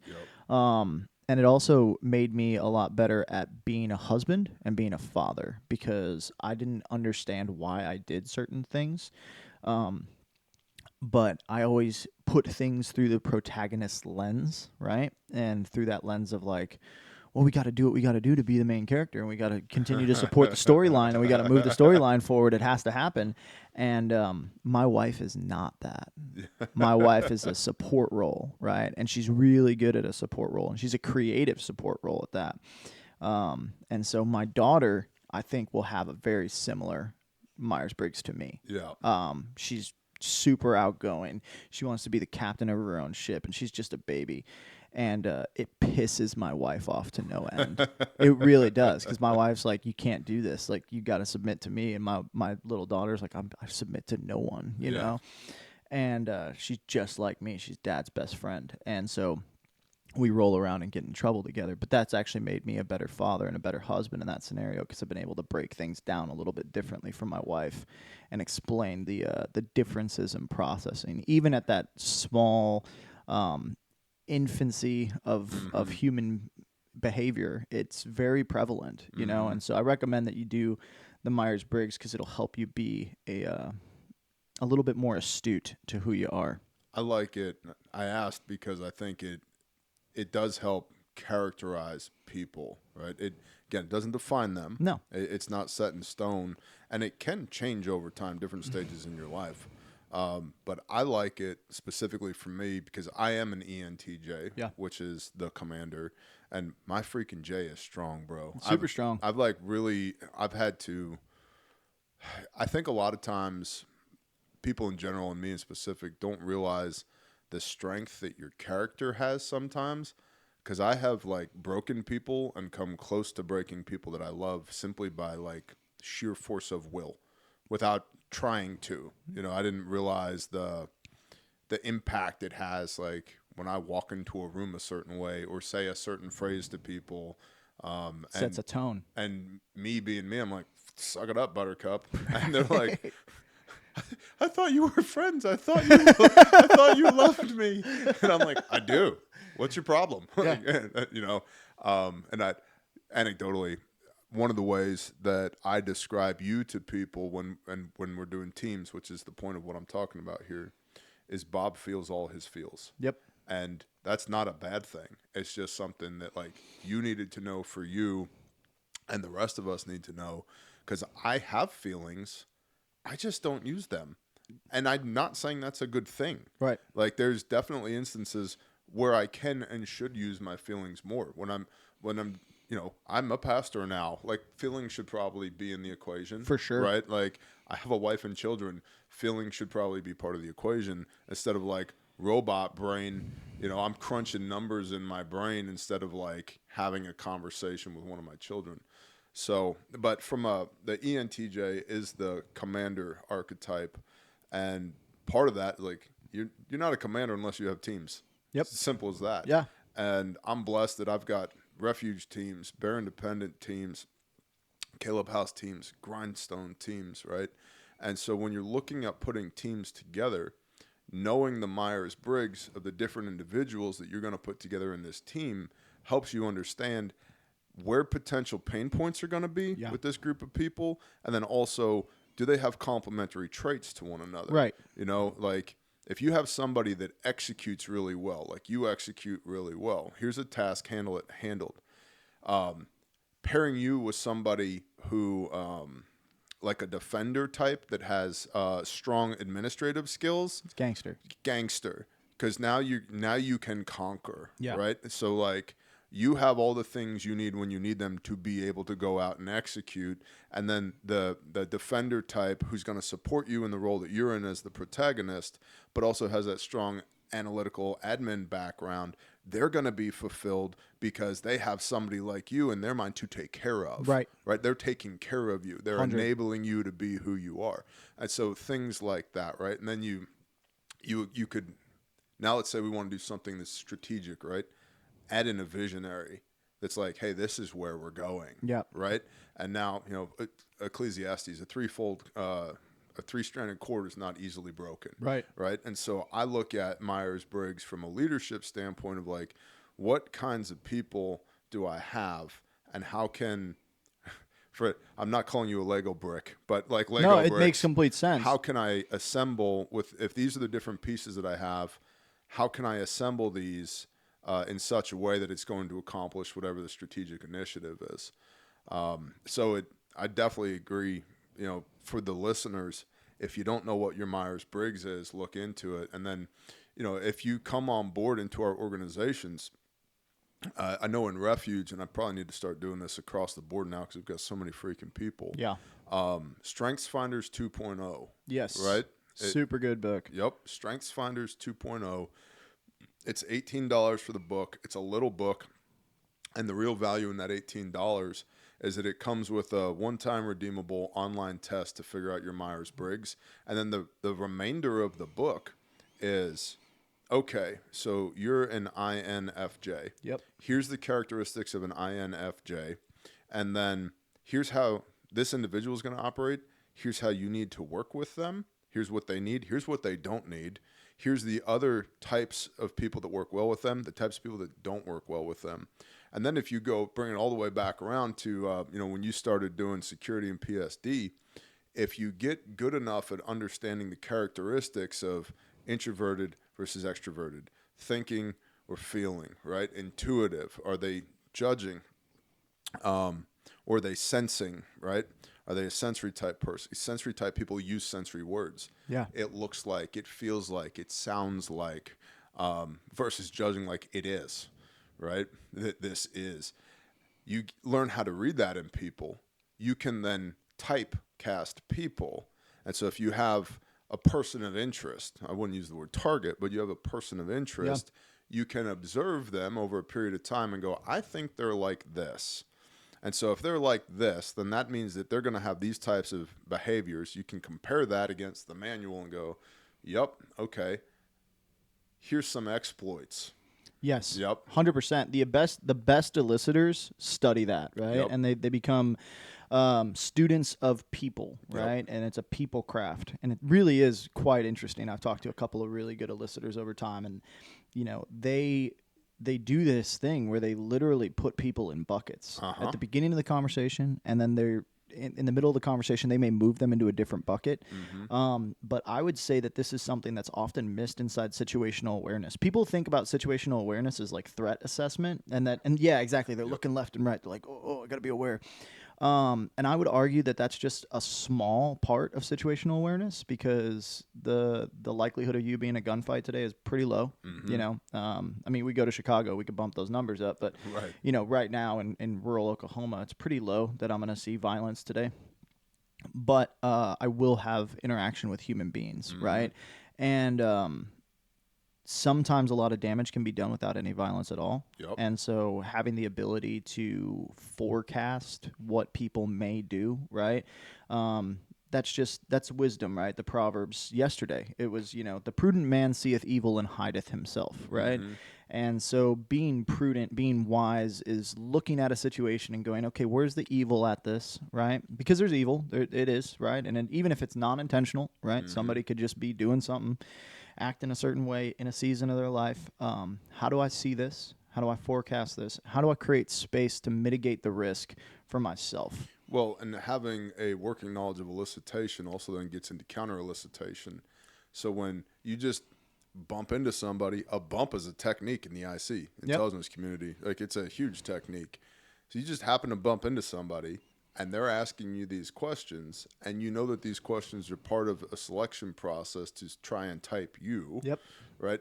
Okay, now my antennas are up. I'm not going to externally show that, but I'm going to play the game with you. Yeah. Right? And let's do the dance. Right? Because one half of elicitation is counter-elicitation. Uh-huh. And you can have an hour conversation with somebody, and if you both know what you're doing, neither of you got anything. Yeah, all you know is something about trees, Right. It's like, he's into maple trees. Yeah, got it. That's right. What'd you get on him? I don't know, he likes maple trees. Did you know that maple leaves are four-pronged? And that not every maple tree creates syrup. I know too much about maple trees, And, for me, what I thought was really interesting about the Myers-Briggs is the percentage breakdown. Yep. So, they'll give you a percentage breakdown into your categorization, right? Like how common your archetype is. Yeah, that, and then also, I'm like 54% introverted, which was really interesting to me because I thought I was an extrovert. For the longest time in my life, I thought I was an extrovert. I'm like, oh, I'm a very outgoing personality, yada, yada, yada. I'm a people person, and I am. I am a people person. I like people for the most part. But that 46% extrovert does not outweigh my need to be alone, to be chill. And sometimes my introverted setting is very much like this. It's like two people I really, really trust, I really, really like, and I'm good. That fills me up, right? Sometimes it's like I need to be alone in my shop, doing different stuff or reading the word or, messing with gear or hanging out with a dog or something like that, like to where there's no expectation for me to communicate. There's no expectation for me to critically think. I really can chill my brain out and allow me to go into like first or second gear because the way I drive, dude, I'm a fourth, fifth, and sixth gear type of dude. It's very fast. It's very hard banging gears, as Dudley would say. And so it's very important for my engine to be able to have that, back off time for that 54% or whatever it was. And that's a cool thing about Myers-Briggs is it tells you like, how heavy are you in your feelings? Well, I'm pretty heavy in my feelings. I'm in the 70th percentile, which is pretty heavy in their feelings. But you pair that with my intuition, and that's an asset. Because if I was sensory and I was super heavy in my feelings, well, that's not somebody who should be in a leadership role because they're moving off of emotion versus being analytical with their emotion, right? And so you learn how to break that down, and now I can spot, a young man who's in his feelings a lot, and I'm like, okay, cool, I know that really, really well. Here's some tools you can use to combat that. One of the best, and I do not remember who said it, but one of the best definitions of intuition I've ever heard actually made sense to me was intuition is when your brain knows something that your mouth can't articulate. And I very much so get that because I'm intuitive, because whether I want to or not, I'm constantly collecting data, constantly, and it's running through the supercomputer that is my brain, and I'll just know things sometimes, and I can't quite explain why I know them, but I know it's true, or I know we need to do this or don't do that. And I've actually found that to be a challenge working with teams, being overly intuitive, because I don't want to just tell you, no, you can't do that. I need to be able to articulate why you can't do that, or no, you shouldn't do that, or yes, Bob, I absolutely need you to do this. And you're like, yeah, boss, but what about X, Y, and Z? And I'm like, screw X, Y, and Z. I need you to do it this way. Well, you burn leadership capital when you dictate. Right? And so if you're highly intuitive, analytical is a good word for it, and you can't articulate the why behind it, you are de facto dictating, which means you're burning leadership capital. So it has forced me to get better to think about, all right, I intuitively know this to be true. Now let me just spend a few minutes with myself and figure out why. Why do I know this to be true? I've got to be able to back this with data so that I can then go to my team and articulate why we got to do it this way. And it's caused me to become a better leader so that I'm not constantly making asks. We're having conversations and informed conversations about what I think is the best course of action. I'm also, and you are as well, deeply trusting of people I know to be trustworthy. If I've never met you before, dude, my guard is up. It's all the way. As simple as that. Has to be. Because I'm constantly observing, I'm looking for fluctuations in your character and behavior. What I really want to see is consistency. Right? You need to be the same person in July as you are in November, consistently over and over again. We were just teaching about this yesterday in the Refuge classroom about trust, and part of trust is that you believe somebody is good and has your best intentions at heart and isn't going to intentionally harm you, right? Well, I need to see the consistency in somebody so that I can build trust with them. And then once I trust somebody, I tend to trust people even too much. And that's something that I'm also working on, is because it's like once I've gathered enough data on this person, and gathering data makes it sound so robotic. It's just how my brain works. Well, and I think that people, are too soft to gather data at times. It's this dichotomy that exists inside of Scripture, especially with the church, especially with believers.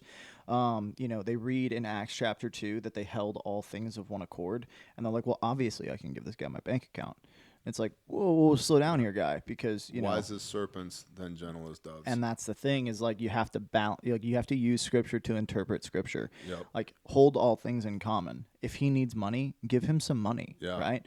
Don't give him your bank account. Yep. Because if he's a new convert, he shouldn't be trusted with much responsibility lest Satan get a hold of him. Right.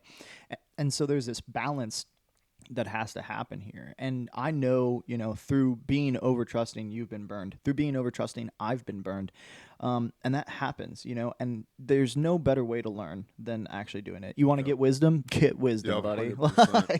Well, and that hold all things in common thing, I've heard a lot of arguments of people try and make that sound like communism. Yeah.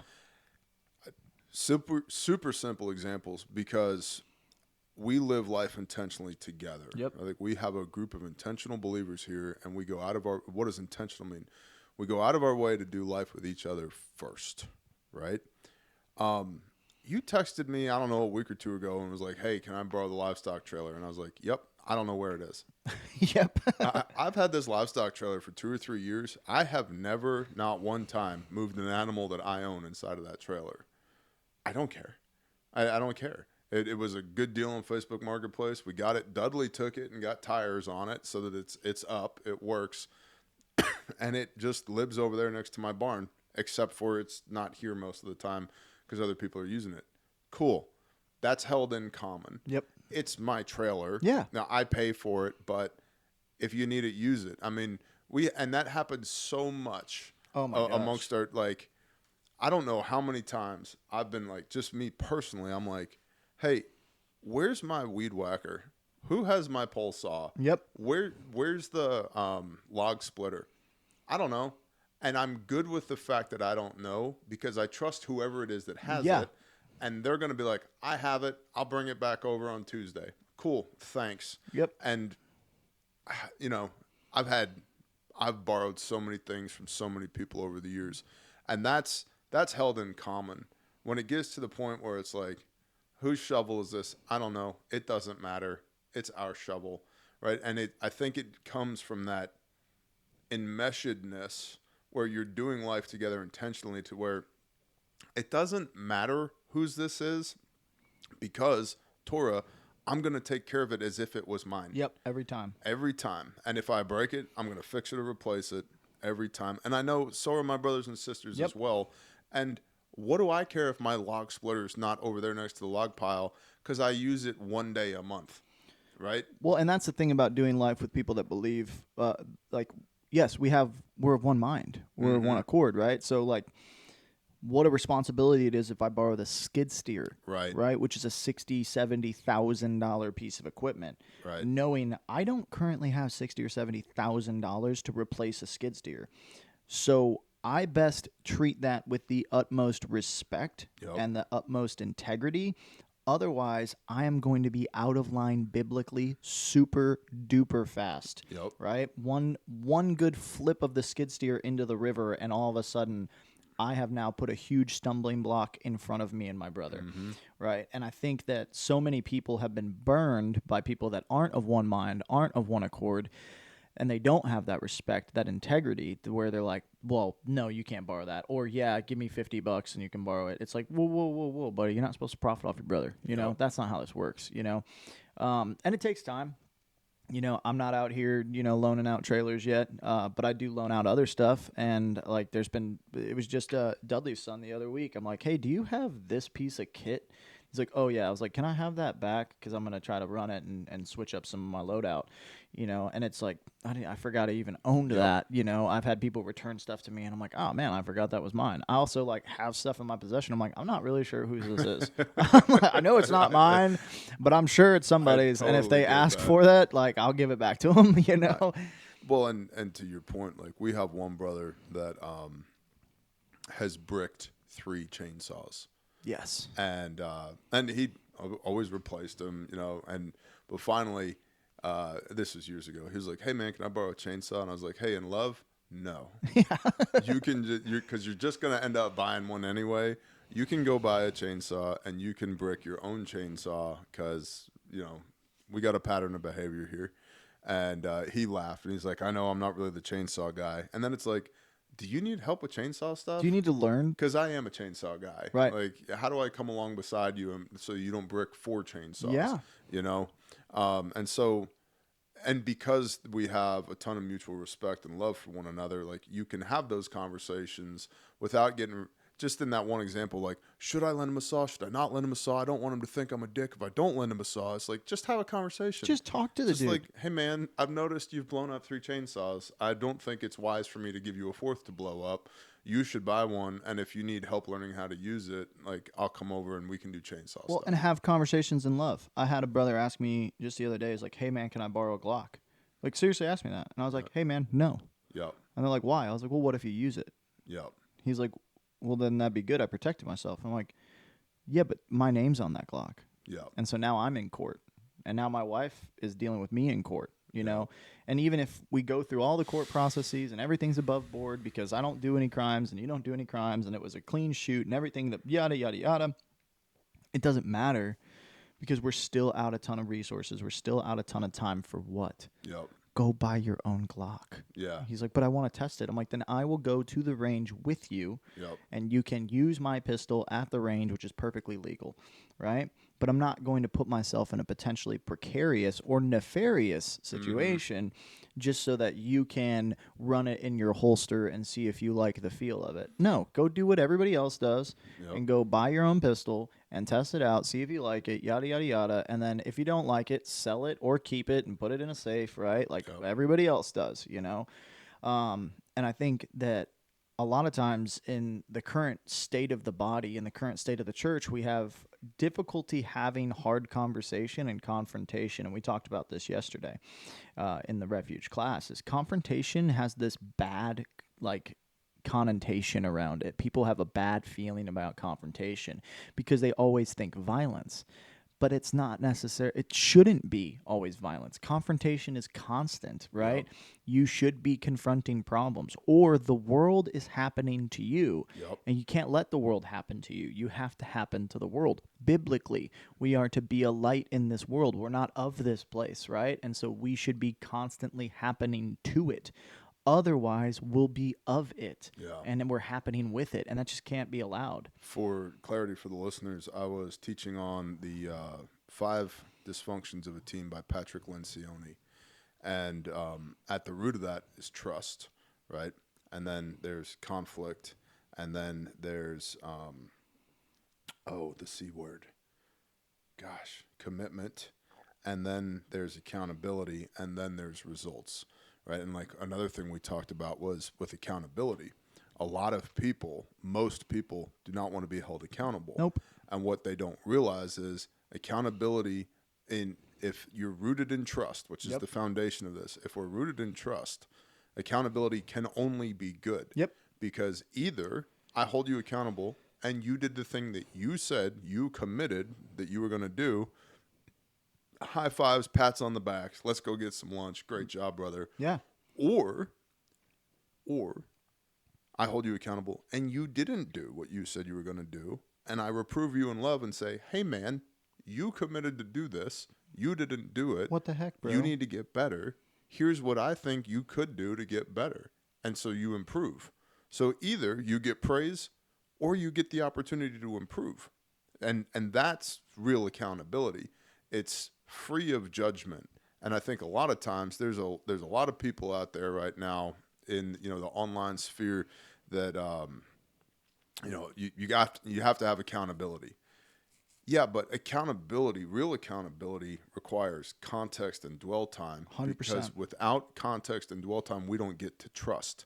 Yep. So if I don't trust you, I don't want to be held accountable to you because, frankly, my concern is you're going to weaponize that accountability against me. Yep. And be like, you stupid piece of shit. And now we get into negative motivation. And actually what you're doing is your bullshit accountability is reinforcing my own negative self-talk, which is all of the enemy anyway. Right. And now I've got two witnesses against me, voices playing in my head. You're a stupid, fat, lazy piece of shit. And it's like, well, that doesn't help anything. Actually, I'm not. I'm not stupid. I'm pretty smart. Am I fat? Yes, I'm working on it. Like, I'm daily doing things. Yeah, but you're not as fat as you once were, I'm not, that's I'm the progress. Down 70 pounds, Right. right? Am I lazy? No, I don't think I am. Like, I get more done most days before lunch than most people get done all day. So no, it's not lazy, right? And so then I have to go back through, press pause, do a personal inventory, and go, wait a minute, is my negative self-talk and my accountability partner beating the shit out of me? The answer is yes, because that accountability is not rooted in trust. And there is no trust without context and dwell time, which is what a lot of people out there on the other side of the camera, they're like, I want to be in a faith group like what Bear and Bob have. I want to be in a mutual assistance group. I wish I could work at a company like Refuge. Like, you can. Go make it. Yep. But it comes from that context and dwell time. You have to be intentional with your time to spend time together to get to know one another so that you have the context and rapport that if we go back to spirituality, if I see Bob stepping on his poncho, Bob trusts me. So Yeah. when I come to Bob and I say, hey, bro, let me talk to you, and I don't beat him up over it. It's not an ass kicking. It's an I love you and I'm concerned about you because of this. You receive that. And then we move on. Well, and it gets to a point where, you have so much trust and you have so much dwell time and so much love in between people. And I'm not talking like foo-foo hippie love, like real love, Yep. to where like, we'll come up to each other. It's like, hey, bro, am I doing good? Like, I got that voice in my head right now that's telling me I'm not doing good. And I need to know, like, am I fucking something up? Yep. And you'll be like, no, dude, you're good. Like everything from what I'm seeing, you're cleared hot, you're kicking butt, you're taking names. Maybe look at this. Yep. Have you thought about this side of the perspective? You just went through this major change and your body's not sure about it yet. Your mind's not sure about it yet. And so you're probably second guessing stuff. It's like, oh man, I didn't even see that. Thank you so much. And that takes a lot of vulnerability. Mm-hmm. And we as men do not like being vulnerable. And I would argue that this is a double-sided coin, because we see what's happening inside the world right now. We see what's happening inside of both the left wing and then the liberal movement. And there's this like extreme vulnerability where like, I'm going to tell you every one of my deepest, darkest sins, and it's not a sin and it's not a problem. Live your life, be you. And that's not the point of vulnerability. Mm-hmm. That is ignorance. And so vulnerability, the whole point behind it is the fact that I would tell you my problem so that you can give me some potential solutions. It's the difference between confessing your sins and professing your sins. Like, I don't want to, scream my sins from a mountaintop proudly, but I do want to confess my sins to my brothers so that I could be healed, right? And that's the whole point, is like the healing behind it. And that takes vulnerability, right? If I'm struggling with something, mold grows in the dark. Yep. And so I got to get out of the dark, which means I have to be around somebody who's light. And that's like, that's a connotation of Messiah, right? Like that implies that he would be present. And so, if you want to be in a faith group like this or be in a church like this, whatever you want to call it, I would really argue, just like you did, go do it. Because a lot of people, they put us up on pedestals, right? They're like, oh man, you guys just don't even understand how good you got it or what you're doing or blah, blah, blah. It's like, dude, you don't understand how stupid we are. Like, you really don't. Like, I promise we put our pants on one leg at a time. We take a poop all the same, and there's nothing special out here except for Messiah and except for chasing him with everything we have. And a lot of individuals, they see the huge business that Refuge has become, or the huge organization that Grindstone is, or the immense amount of victory that Caleb House has seen, and they equate that to, instantaneous or overnight success. And it's like, dude, these all started as ideas on a porch Yep. Like, people came to the Refuge Ruckus and they're like, this is such an amazing event. It's like this was a steak sandwich joke. Yep. Like we were literally having a Literally. steak sandwich, and we made a joke like, what if we just marched through downtown somewhere with flags, waving middle fingers to pedophiles? And then, back, now we see that it became this large event that's becoming an annual event where people come and we have tons of baptisms. The word was preached, and we thought we were going to be waving middle fingers and flags to pedophiles. What we actually were doing was gathering an assembly of believers. Go to the recruitment office. Yeah, exactly, dude. Yep. And so that's the thing is, you may see this as, an impossible task, but you don't know what the real task is. And so you got to get to work, whatever your work is. Most people miss this. We live in the United States of America, greatest country in the world. National EMS response time is 47 minutes nationally. We have this paradigm of like, well, I'll just call 911 and it'll be okay. You get a critical bleed in your femoral artery, you got 90 to 120 seconds to fix that. You don't have 47 minutes, you got 2 minutes, right? We've trained everybody from grandmas to Navy SEALs on this stuff. I want normal, everyday people to know how to use this stuff, because if the ambulance is coming, it may not get there in time. In the United States of America, depending on which study you look at, 75 to 90% of trauma patients never make it to the hospital. If Shine and Dudley, something bad happened right now, it's like, I want to be able to take care of them. I want to be able to press pause on that clock so that when higher gets here, we can hand them off, hand them to a surgeon, put them back together again. And if you don't have the kits and the training to be able to do that, it's a crapshoot, bro. Yeah. And y'all are too important for me to gamble on it. You said at an exec meeting that we had maybe a month or 6 weeks ago, you were like, hey, you just do stuff. And like, you need to make sure you tell the people more, like, you can just do stuff. Because like, your superpowers, you just do stuff. True. Yep. And I don't know if that's like, if I'm delusional or like if that's what sets me apart or what, but I'm like, yeah, we can do that. It'll be hard. Cool. Life's going to be hard anyway. Let's do hard cool shit instead of hard gay shit. Yep. Right. And that I do want to encourage the listener. It's like, it's not, we shouldn't just gloss over that the Refuge Ruckus was literally a joke over a steak sandwich in Fort Smith, and a mediocre steak sandwich. Yeah, it wasn't a great steak. It wasn't like some ribeye steak sandwich. I think it cost like $9. Yeah. And we're like, what if we did this? And it's like, yeah, what if we do that? And then we did. And then the Father showed up. And where he shows up is in action. When you start taking steps, and they're righteous steps, that's when he comes alongside of you. You can read in the scriptures, he rejoices to come to fight for his children, right? Like, he's gonna show up, but man, you got to take the step. And you can, if you've never met Messiah, if you've never met the Father, you got to take that first step. If you have met him and you're plateaued, you're stagnant, you're like, what do I do? Move, shoot, move, communicate, sustain, right? For this you were called, the Messiah having suffered for your sins, that you might walk in his steps. 1 Peter 2:21. Walk is a verb. Walk implies action. You got to move.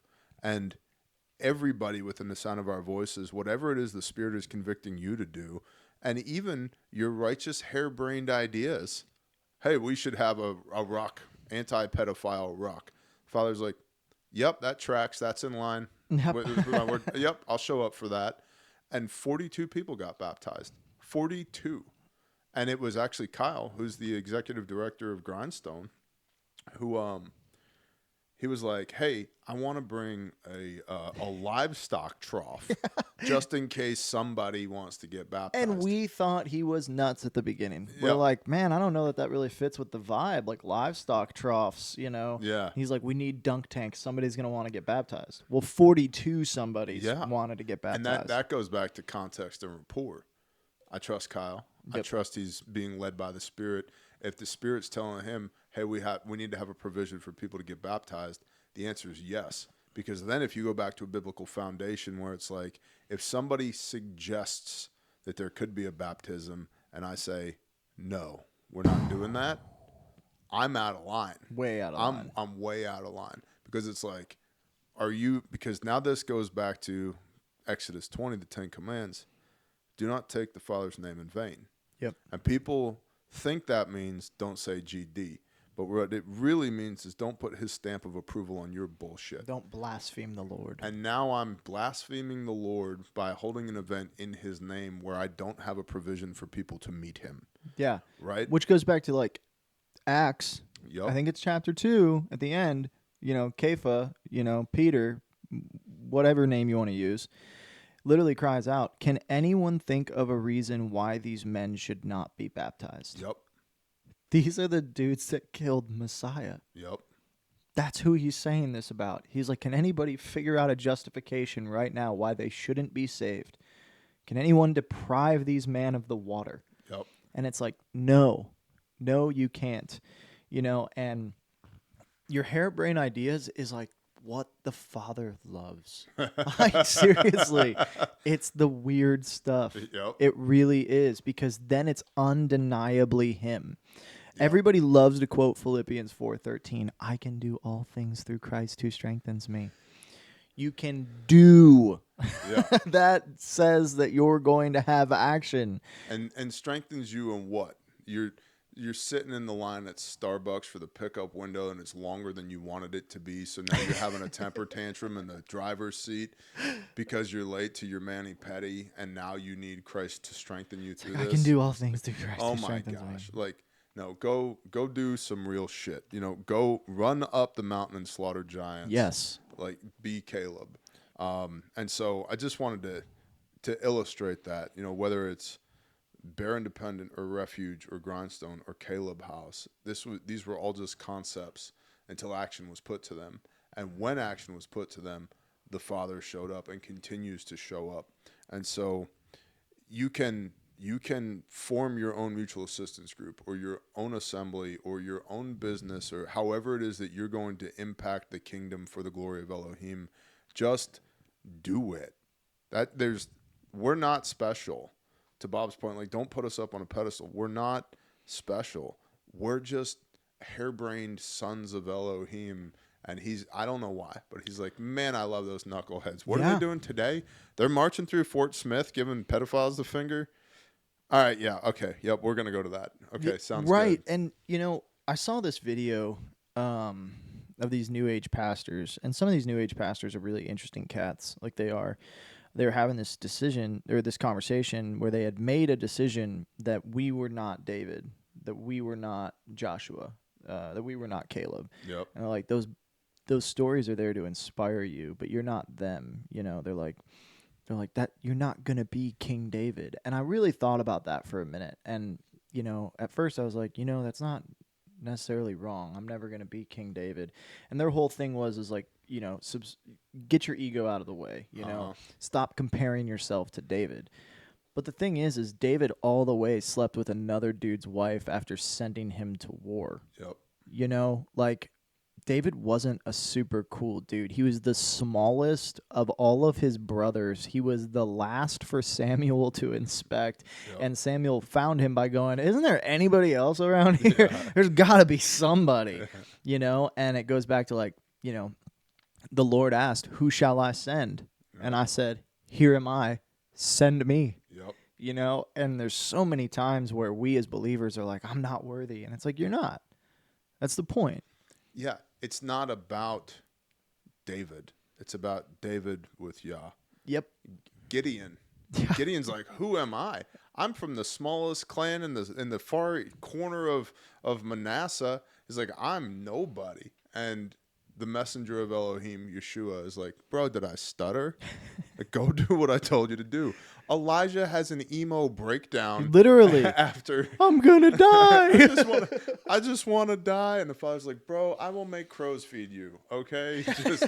Just chill. Right. And it's not the glory is not in our flesh. It's not about us.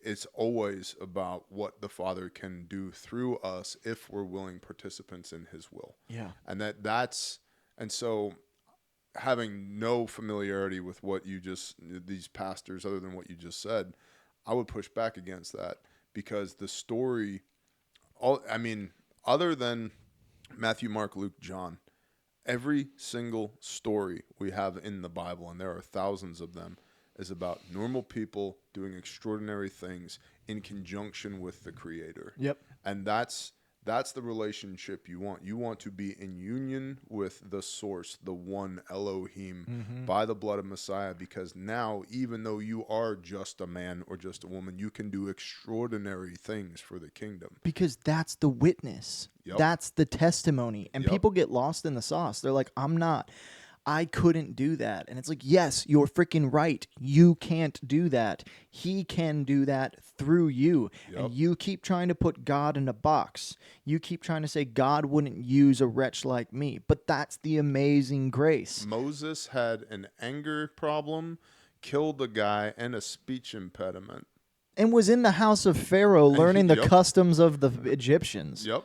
And is the greatest prophet other than Yeshua, Yeah. right? Like the greatest. And that guy, and he was old as dirt. He was 80, Yeah, dude. right? Like, and well, God could never use a guy like me. So, but it also goes to, well, like Barak and Deborah. To your point about Samuel, the prophet Samuel and the anointing of David, is like, surely, like there's got to be more men in Israel. Like, this is it. This is the last one. All right, call him. And there's even diligence there on the part of Samuel, right? The father's like, go anoint a king. And he's like, all right, I'll try. I'm out of options. This is what we got, right? Well, it's when Barak comes to Deborah and he's like, hey, we need to go to war. And she's like, go to war. He's like, they're not going to follow me. They're only going to go if you come with me, Deborah.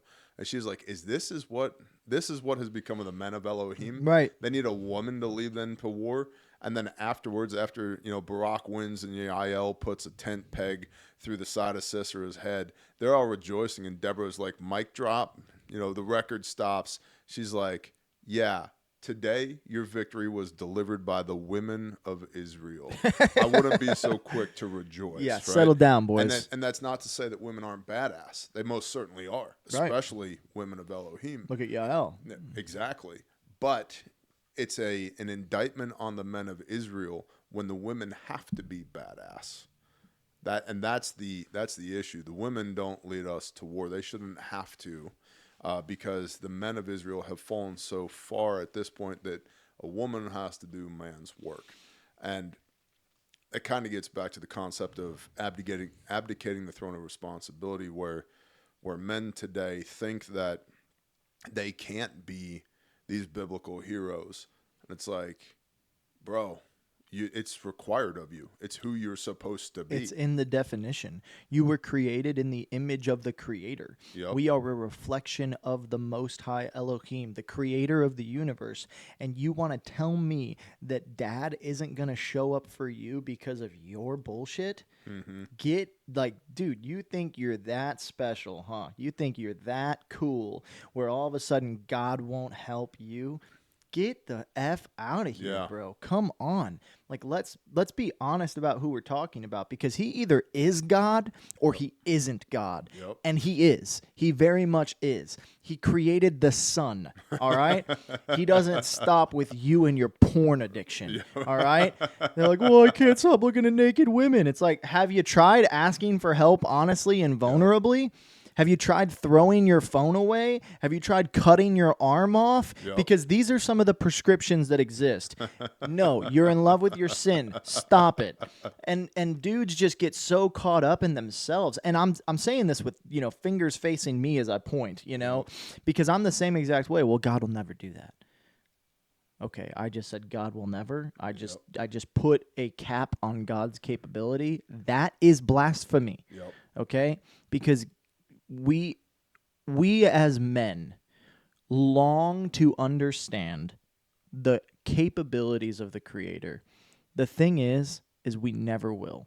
Mm-hmm. That's the secret matters. The secret matters belong to Elohim, that he would save a wretch like me, that he would save a wretch like you, that he would use the chief of sinners, Paul, who was killing the disciples, by the way. Yep. I'm sure Paul said, God would never save, Jesus would never save, and that's who he longs to use. He came not for the righteous and the upright, but he came for the sick, for the sinner, for the destitute, because in that is the testimony. In that is the witness, because then it becomes undeniable. It's like, oh, dude, the guy with the satanic tattoos, that's who was just baptizing people unto Christ. I think the Spirit's there. You know, like, come on, dude. Like, be honest with yourself and be humble enough to know that you are not God, and you can't tell God what he can use you for, because he can use all things for good. He can use the horrible, wretched thing for a witness of glory. And he has, time and time again. Look at the book. Read the book. It's all throughout there. You know, and one of my things as a associate pastor, as a whatever I am, as a dude who really loves Messiah and is trying to tell people about him, is my whole focus of my ministry is like, get up. Like, get up off the ground and go do something. Go tell somebody about him. You know, start the YouTube channel. Start the Walmart ministry. Start talking to random people on the street. Pray in the street. If you really believe that this book is real, because so many people, T, are like obsessed with Revelation. They're obsessed with it. The end times. They're coming, bro. And like, they totally could be. They totally could be. People have thought that for millennia, but you know, that's absolutely possible. There's a lot of weird stuff that's going on. But if you actually believe that, if you really truly believe that, and you're not telling as many people as you can about Christ, Lord help you. Because he's going to come back.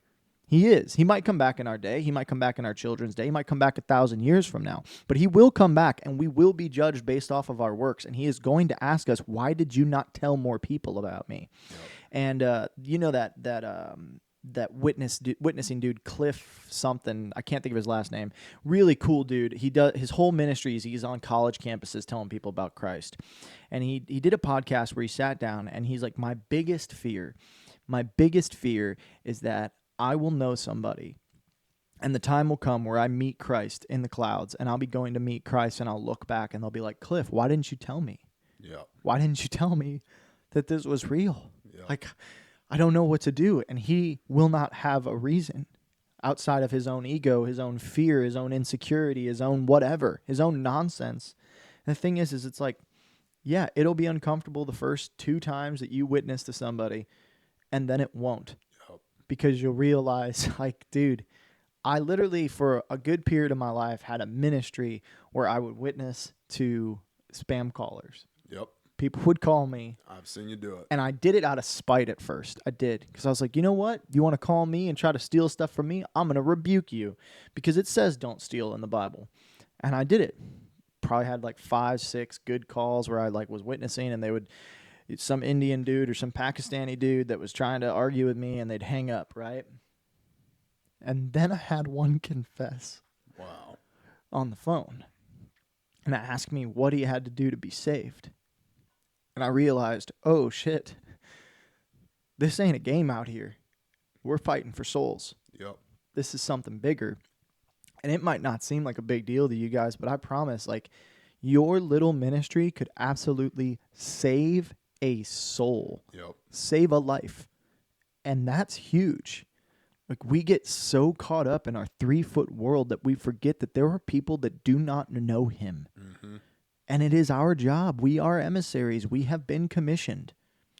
I would argue that there's a huge difference between knowing of him and knowing him. That's a good word. And I think a lot of people believe that they know him and they only know of him. And that's where you get into Matthew 7:21, depart from me, you who work lawlessness. I never knew you. Master, we prophesied in your name. We cast out demons in your name. We've done many mighty works in your name. Depart from me, you who work lawlessness. I never knew you. And so there's a difference between knowing of him. Just because you've heard the name Jesus doesn't mean you know him. And I think that it's very commendable what you do to introduce people to him. And then so that they can get to know each other, right? And I think one of the major issues that I have with the modern Christian church is that it's become so seeker sensitive that faith has become a destination, not a journey. Yeah. You know, you get your fire insurance, you confess, I believe in Jesus, and then, all right, what do I do now? Well, just go be good. Just go don't have go faith. sin. How do I do that? What do I do? Right. Well, come back next Sunday and maybe we'll tell you about it. Also, by the way, do me a favor, throw some money in the plate when the plate comes around. It's become so. But don't follow the Old Testament. No. But follow that part of the Old Testament. Yeah, right. Well, you're supposed to tithe, you know. Are you? Okay, cool. So the increase of my crop every 3 years, I will bring to you, Pastor. Yeah. You know? I just had that conversation with my mom. My mom is really, really struggling. Yeah. Because she knows that I guard the commands. And Yep. I've told her a million times, there's no way that you can keep these commands. If you do it, you'll be Messiah. Yep. And you're not Messiah. I know that, you know. And she called me just the other night. We were talking, and she goes, you know, they did this big sermon on tithing again. There's a whole thing on tithing again. But when I asked them about the Old Testament, they say that it's done away with. Yep. And I'm like, well, isn't that hypocrisy? And she goes, and then they'll preach, and like they'll do this sermon, and they'll include a line from Leviticus. Yep. She goes, but I don't understand because I thought that Leviticus was done away with. We're going to have a pork, roast after this. Yep. And I said, Mom, you got to flee. Yep. You have to flee that. You know, the reason that you're struggling with this is because you know it is false. Mm-hmm. Your body, your spirit, your mind, it has been written on your heart. It's been written on your mind. You know this. You might not be able to articulate intuition, right?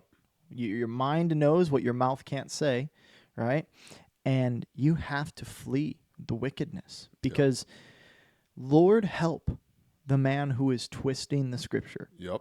You know, seriously, it is a dangerous thing. This is why James warns severely, not many of you should be teachers. Yeah, James 3:1. Yeah, not many, because we will be held to a different standard. We will be judged on our teachings. Yep. Did you lead people towards the Christ, towards the Mashiach, towards Yeshua Messiah, or did you lead people towards your idea of him? Yep. Right? And it takes a lot of humility. It takes a lot of vulnerability to be able to say, you know what?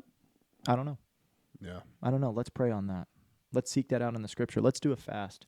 Let's figure this out. Well, it takes adherence to doctrines and dogmas in a situation like that in order to convince somebody that the law was nailed to the cross, but we still observe some of these things, but not these other things. So you're gaslighting me into belief so that I can put money into the plate. So that's doctrines and dogmas in action versus go and look at Colossians 2, which is the verse that everybody loves to quote out of context when they say it was nailed to the cross. But they don't talk about what was nailed to the cross. It doesn't say the law.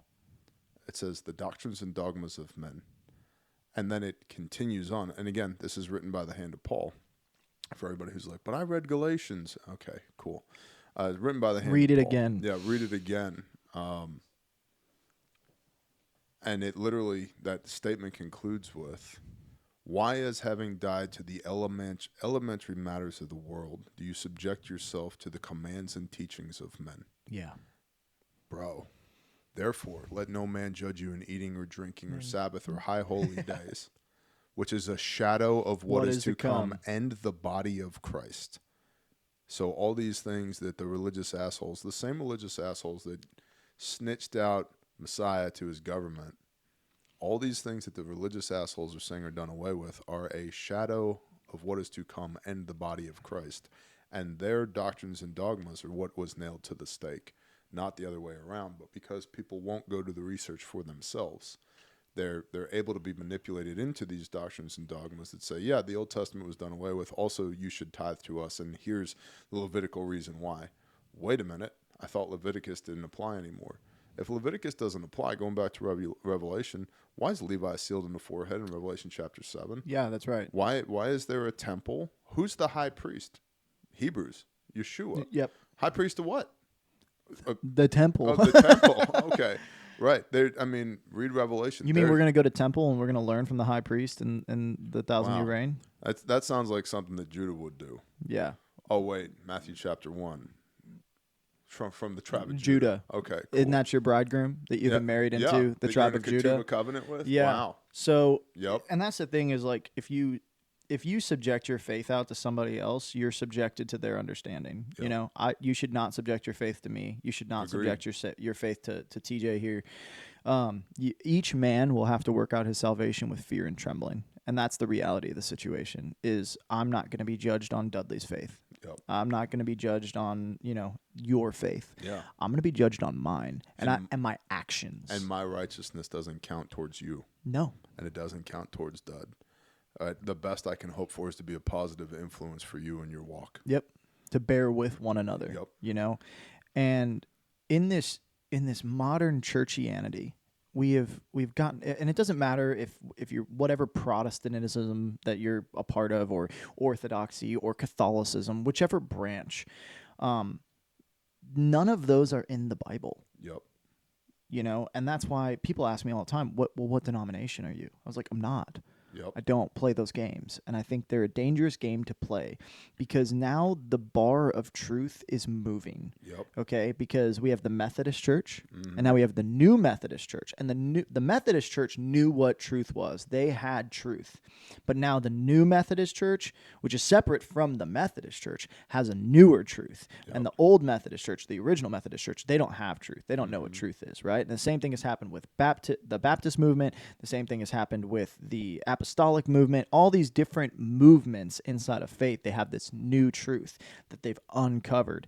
And it's like, no, dude, no. I want to do what the old church did. And many shall come in my name. See that you are not deceived. And that's the thing is they put the name of the Christ on it. And they say, okay, this is what the truth is. We've heard this from the king. And it's like, well, but that's not what the king said. Yeah.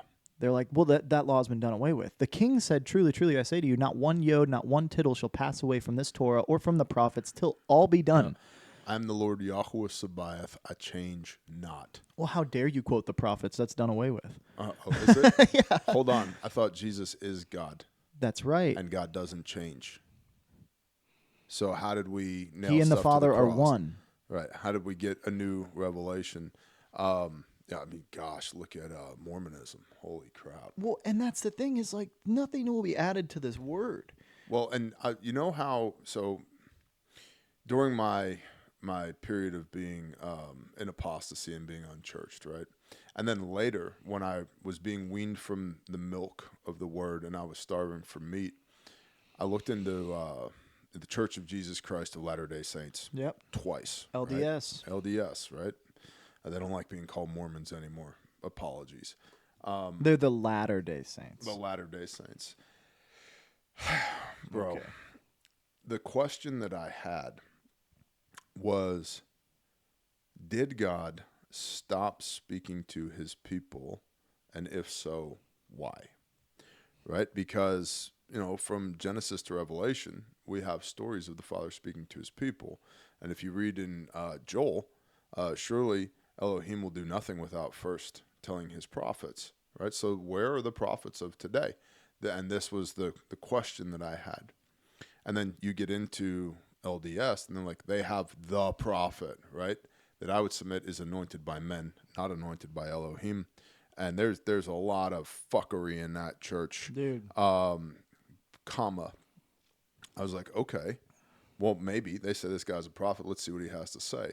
But then you contrast their doctrines, their dogmas, their teachings against the Bible. And it's like, hey, do you guys believe in the Bible? They're like, well, yes, but we Book of Mormon first and then the Bible.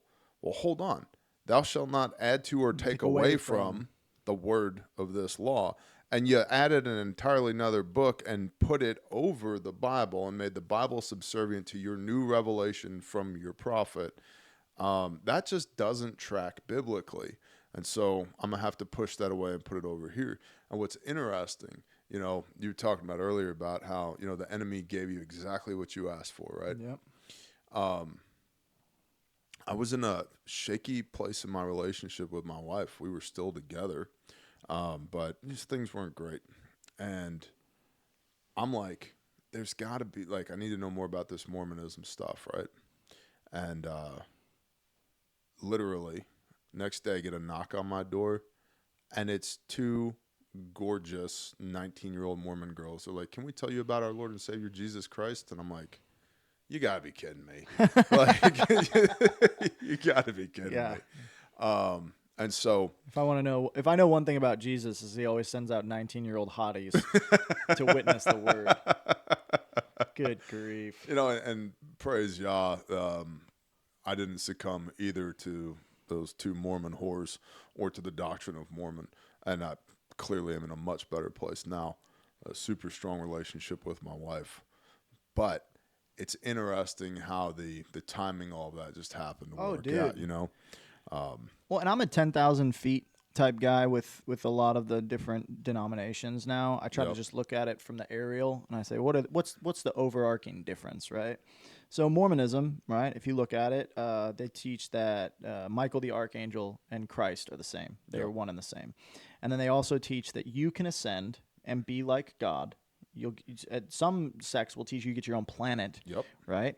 And I look at that and I'm go, oh, you know what? I've actually seen that before. I've seen that because the fallen angels did the same thing. They wanted to be like God. They wanted to have their own planet.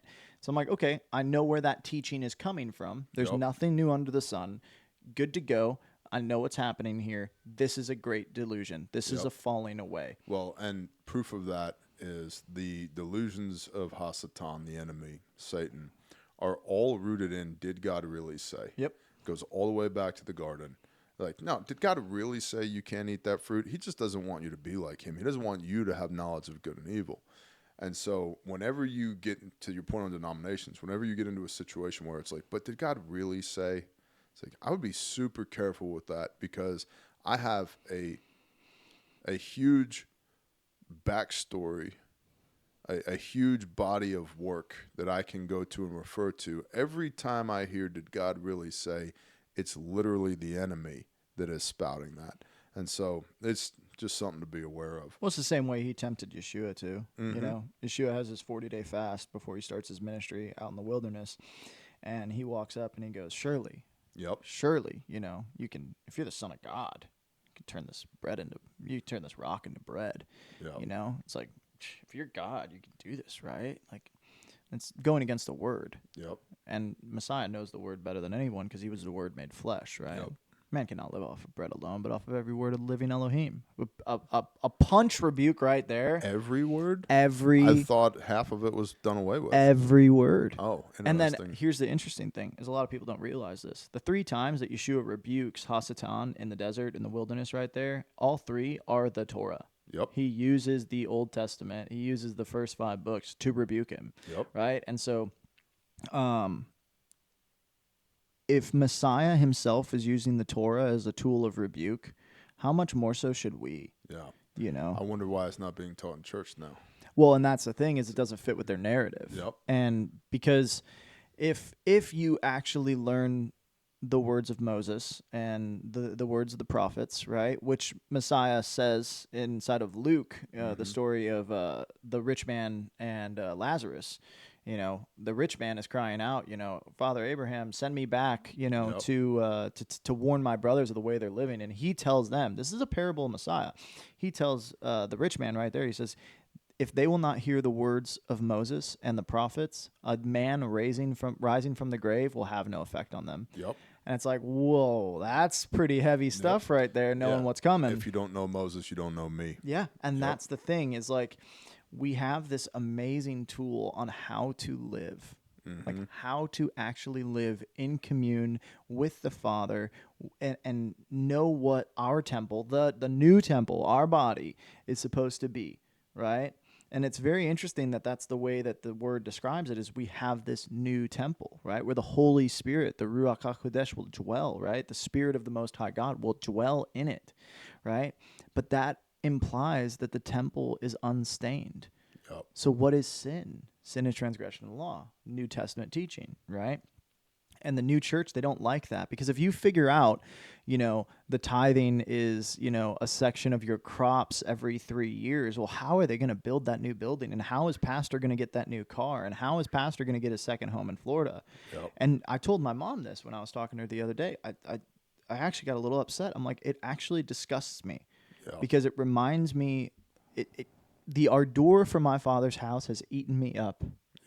It's like you're going to take money away from the widows and the orphans and the people that are starving and the people in your community that need it so that you can get your second house in Florida, so you can have your $2,000 glasses, so you can have your fresh haircut or whatever. It's like, dude, John the Baptist was wearing camel's hair and eating locusts and honey.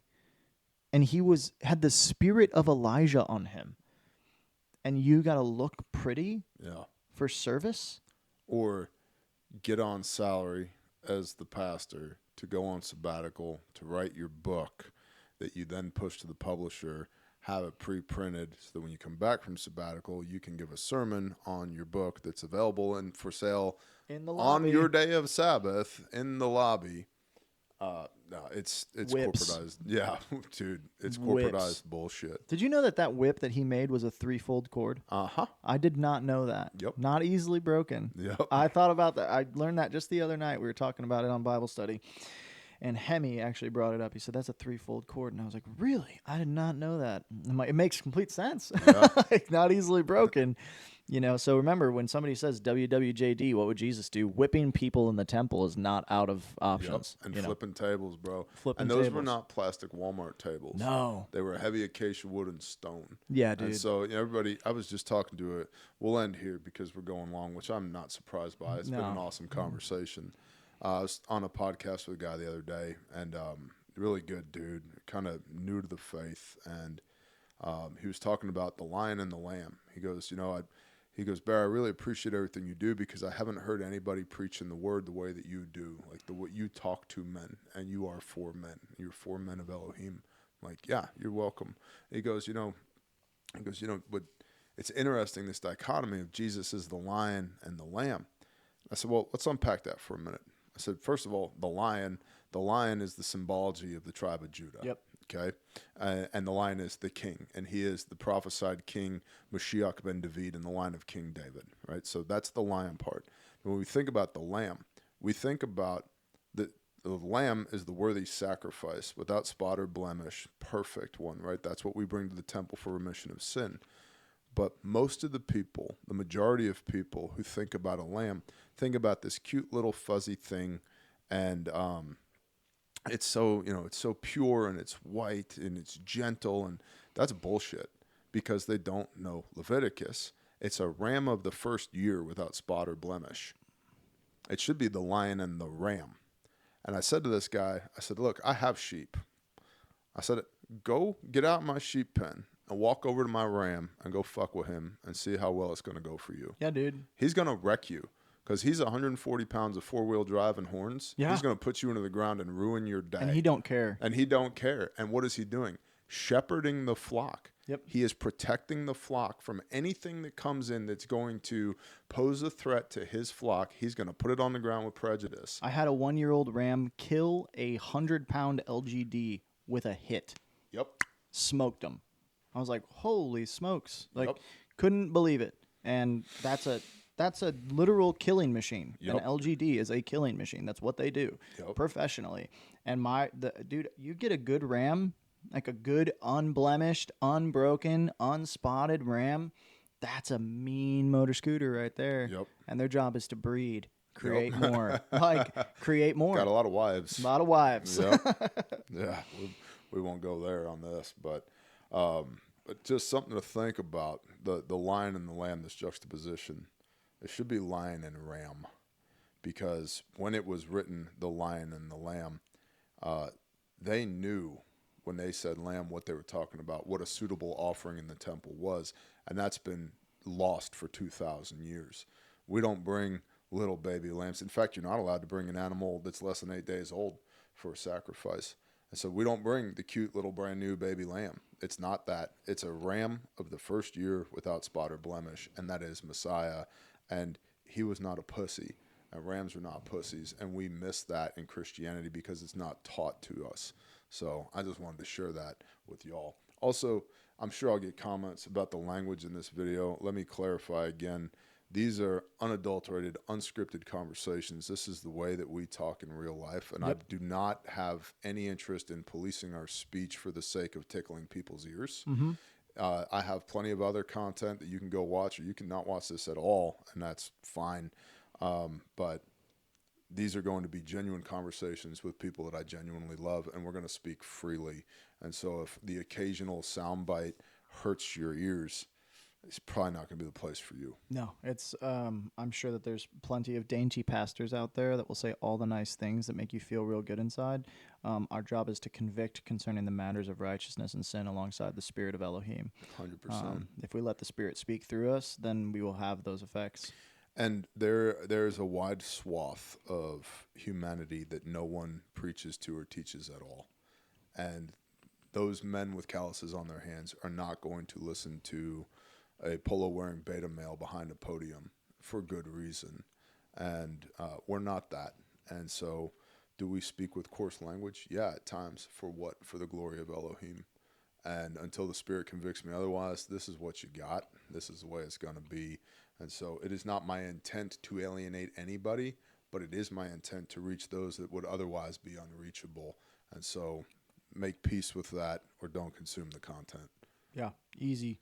Yeah. I was talking to a tier 1 operator 2 weeks ago, and they talked about the desire for the lion to be preached. It is the age of the lion. Yep. And I think that's because the righteous king is returning, and he desires his warriors to be prepared, because war will happen. Yep. War is happening. It's on the spiritual plane right now. It very easily can shift to the physical plane. It's happening in other countries right now. And so when you look at your faith right now, look through the objective lens of the lion. Like, are you being a man of Elohim? And do you know what that is? Do you know what biblical meekness is? Do you know what strength in the Lord looks like? Really focus on that, because you can do all things through the Christ who strengthens you. But that implies that you're doing something. So get up, do it. Amen. Where do people find you? You can come over to the YouTube channel, Across the Table with Bob. It's called @WAB a lot of times, but Across the Table with Bob. We do a weekly Bible study on Wednesdays. We used to have, about a year ago, a pretty active podcast. I'm trying to get back into it right now, but we'll see what happens. You can find me on Instagram, BugoutBobActual. I post super dank memes, as well as you can find me over at Refuge Medical. I'm the chief training officer there, as well as our strat par liaison and attack med nerd. And so I'm over there making content to try to give people the resources and tools and knowledge to save lives, because every life is worth saving. It doesn't matter what you've done. You are a sinful wretch, as am I, but by the grace of God go I. Yeshua is the Messiah, and so I'm trying to tell people about that to the best of my broken ability. So come hang out with us on Wednesday nights. We do a Bible study there. You can kick it old school. The trolls are awesome. We love them, and we try to witness to them in the chat. We got a good group of people that really witness to the trolls. It's a weird take on how to do the internet, but we like it. That's cool. Yeah. Love you, bro. Love you, bro. Thanks for having me. Thanks for being here. Shalom.